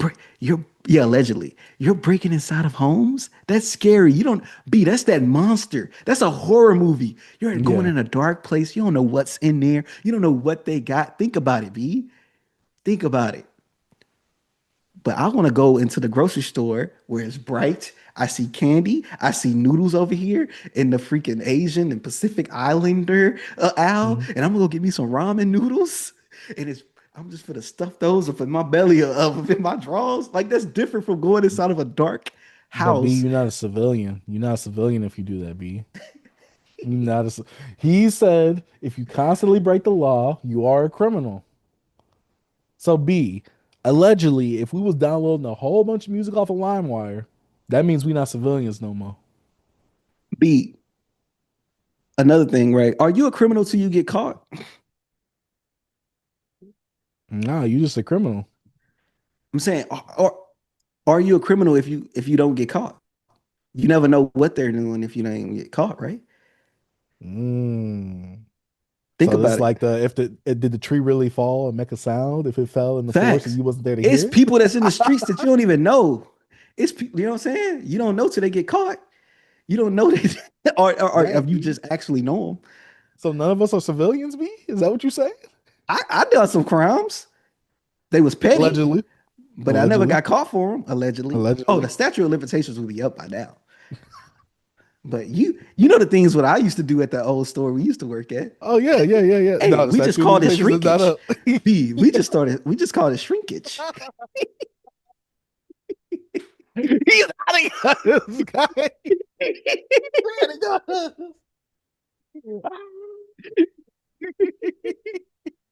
Hey, hey, everybody gotta eat, B, right? Everybody gotta Everybody eat. gotta eat. Everybody gotta eat, It man. might be at the cost at a big store, but hey, everybody gotta Yeah. eat. They just called it shrinkage B, you know what I'm saying? That's all Oh, it that means was. we street, B. That means we street. We not civilians. Oh no, no, I don't know. I just think this whole debate is crazy, and I think he did that on purpose because he knew it was gonna raise some eyebrows. He didn't say you gonna see if Cassie gonna keep it hip hop. You know what I'm saying? Like, But B, come on, is bro. Cassie part of hip hop? Bro, Just she's because R she and part of B, R&B don't mean she's part of hip hop, B. right? And some people say She Kid gotta Cudi say not it out hip hop. loud. Yeah. Somebody say, yeah, he really was humming. He got on standing and really hummed. Hey, Hey, this ain't something for 5 minutes. Be straight. he entered my home. Nah, My lips kept he said that boy Diddy was standing like a Marvel supervillain. I want to know my how a gifts was Marvel open. supervillain stand. Oh man, that is well. It's not funny that Kid Cudi went through that, but describing Diddy as a Marvel supervillain is crazy. And Glasses Malone, I just need you to shut the f up. Facts. Shut the This F also up, makes bro. me want to bring a small little topic. What does it mean to contribute to the culture? I think is it positively? You mean positively? Yeah, so I Because you was could watching a contribute to something podcast. negative. Yeah, I agree, but I was watching a podcast the other day, R&B podcast, and it was like, yeah, Case, you are a big part of the culture because you've contributed these hit songs to the culture, and I'm like, Who you talking about? Case? mm-hmm. Yeah. The R&B singer. podcaster was saying that. Yeah, the Mhm. podcaster was saying that too, Case, and I was like, is that all it takes to contribute to the culture? Is to give us a hit record I think as an everybody artist? have as an artist, I think it'd be multiple things. As a listener, they can go on to do different things as well as like somebody that's a tastemaker. You know, different pockets of an industry can contribute. Like we just spoke about Sache Jenkins. Mm-hmm. Sasha Jenkins, my bad. What you didn't know who he was, but he contributed to hip hop in multiple ways. Filmmaking, or journalism. Is other ways you contribute to hip hop. As an artist, you contributing to hip hop or R&B or anything to a culture. Producing hits, make you more mainstream. More people will visually know, yo, you contributed these dope songs into this genre. So yeah, I think it's just multiple ways you contribute. And from an artist, yes, putting out the music is the way you contribute. If you put out the bad music, nobody's gonna care about it. You just contributed trash that nobody's gonna acknowledge. So it's like it's no contribution. You have to contribute things of substance. Mm-hmm. Substance is what's can what it is, man. So yeah, Case has most definitely, you know, contributed a lot to R&B because he Oh has a no, few I'm not hits. disputing that. I'm not disputing Yeah, him I contributing to know, the but culture. I'm just saying, that's the way you can use it. The hits, the hits. Think about it. Joe Budden contributed to hip hop with "Pump It Up." That was a big moment. I NBA think about Live, to say Joe Def Budden Jam, podcast. Bun B. Oh yeah, the Bun B. I mean, the podcast did as well too. Mm-hmm. Because Yeah. also you gotta look at Joe Budden as well as a tastemaker. Because look at what they used to do with the sleepers at the end. They used to put Mm-hmm. on artists that nobody really known about. Some like with Parks would you do an underground. Rory used to be with the R&B. Joe with the R&B. Maul with some of the underground and the mixture. So it's like contributions. B. Mm-hmm. Think about it. We contributing to hip hop. We just not at a main level yet. If we was at a we had a big audience and we was talking about some of these lower artists or like these underground artists and nobody really know about them. Come on, man. We contributed something dope. Mm. That's I all it feel is, that. B. That's all it is, man. Bro, So how long we Glasses been going Malone, you today? have not contributed to this Yes, he podcast. has. He contributed. Come on, he got some You dope gotta stuff get out me there. like trolling me. He got some I stuff don't out know how there. long we going, but We we be yapping basically on at the end. Sundays, B. Oh, facts, B. Hey, it's late back day, B. Facts. But yeah, that's about it for the show, though, because we ain't got no more topics to talk about. And you guys are probably Mhm. tired of hearing us, unless y'all watch the clips, and that's different. But let us know what y'all think about this show down in the comment section down below. Let us know your favorite parts of the show. Let us know what you think about the albums that we reviewed. Let us know what you think about the discussion, some of the news and music releases Mhm. that we have as well. B, before we close it out, you got any final thoughts?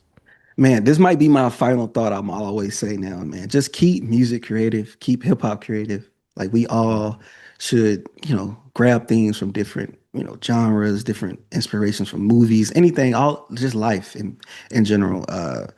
I think we shouldn't be having these conversations. You like it sucks that we having conversations about is R&B still alive? Like, where can I find dope R&B podcasts? Like, who review R&B music? Like, all of us out here listen to music, but I know everybody's not a content creator. But we all got these mics. We all have a voice for a reason. But we all have two eyes, one mouth, and two ears for a reason too. Because some of y'all need to shut up and just listen I agree. and watch. But I just think that we should just keep music creative, bro. Stop the microwavable shit. Sometimes you gotta put some in the oven and let it bake. Mm-hmm. You know what I mean? And my final thoughts: MGK came out with a new song.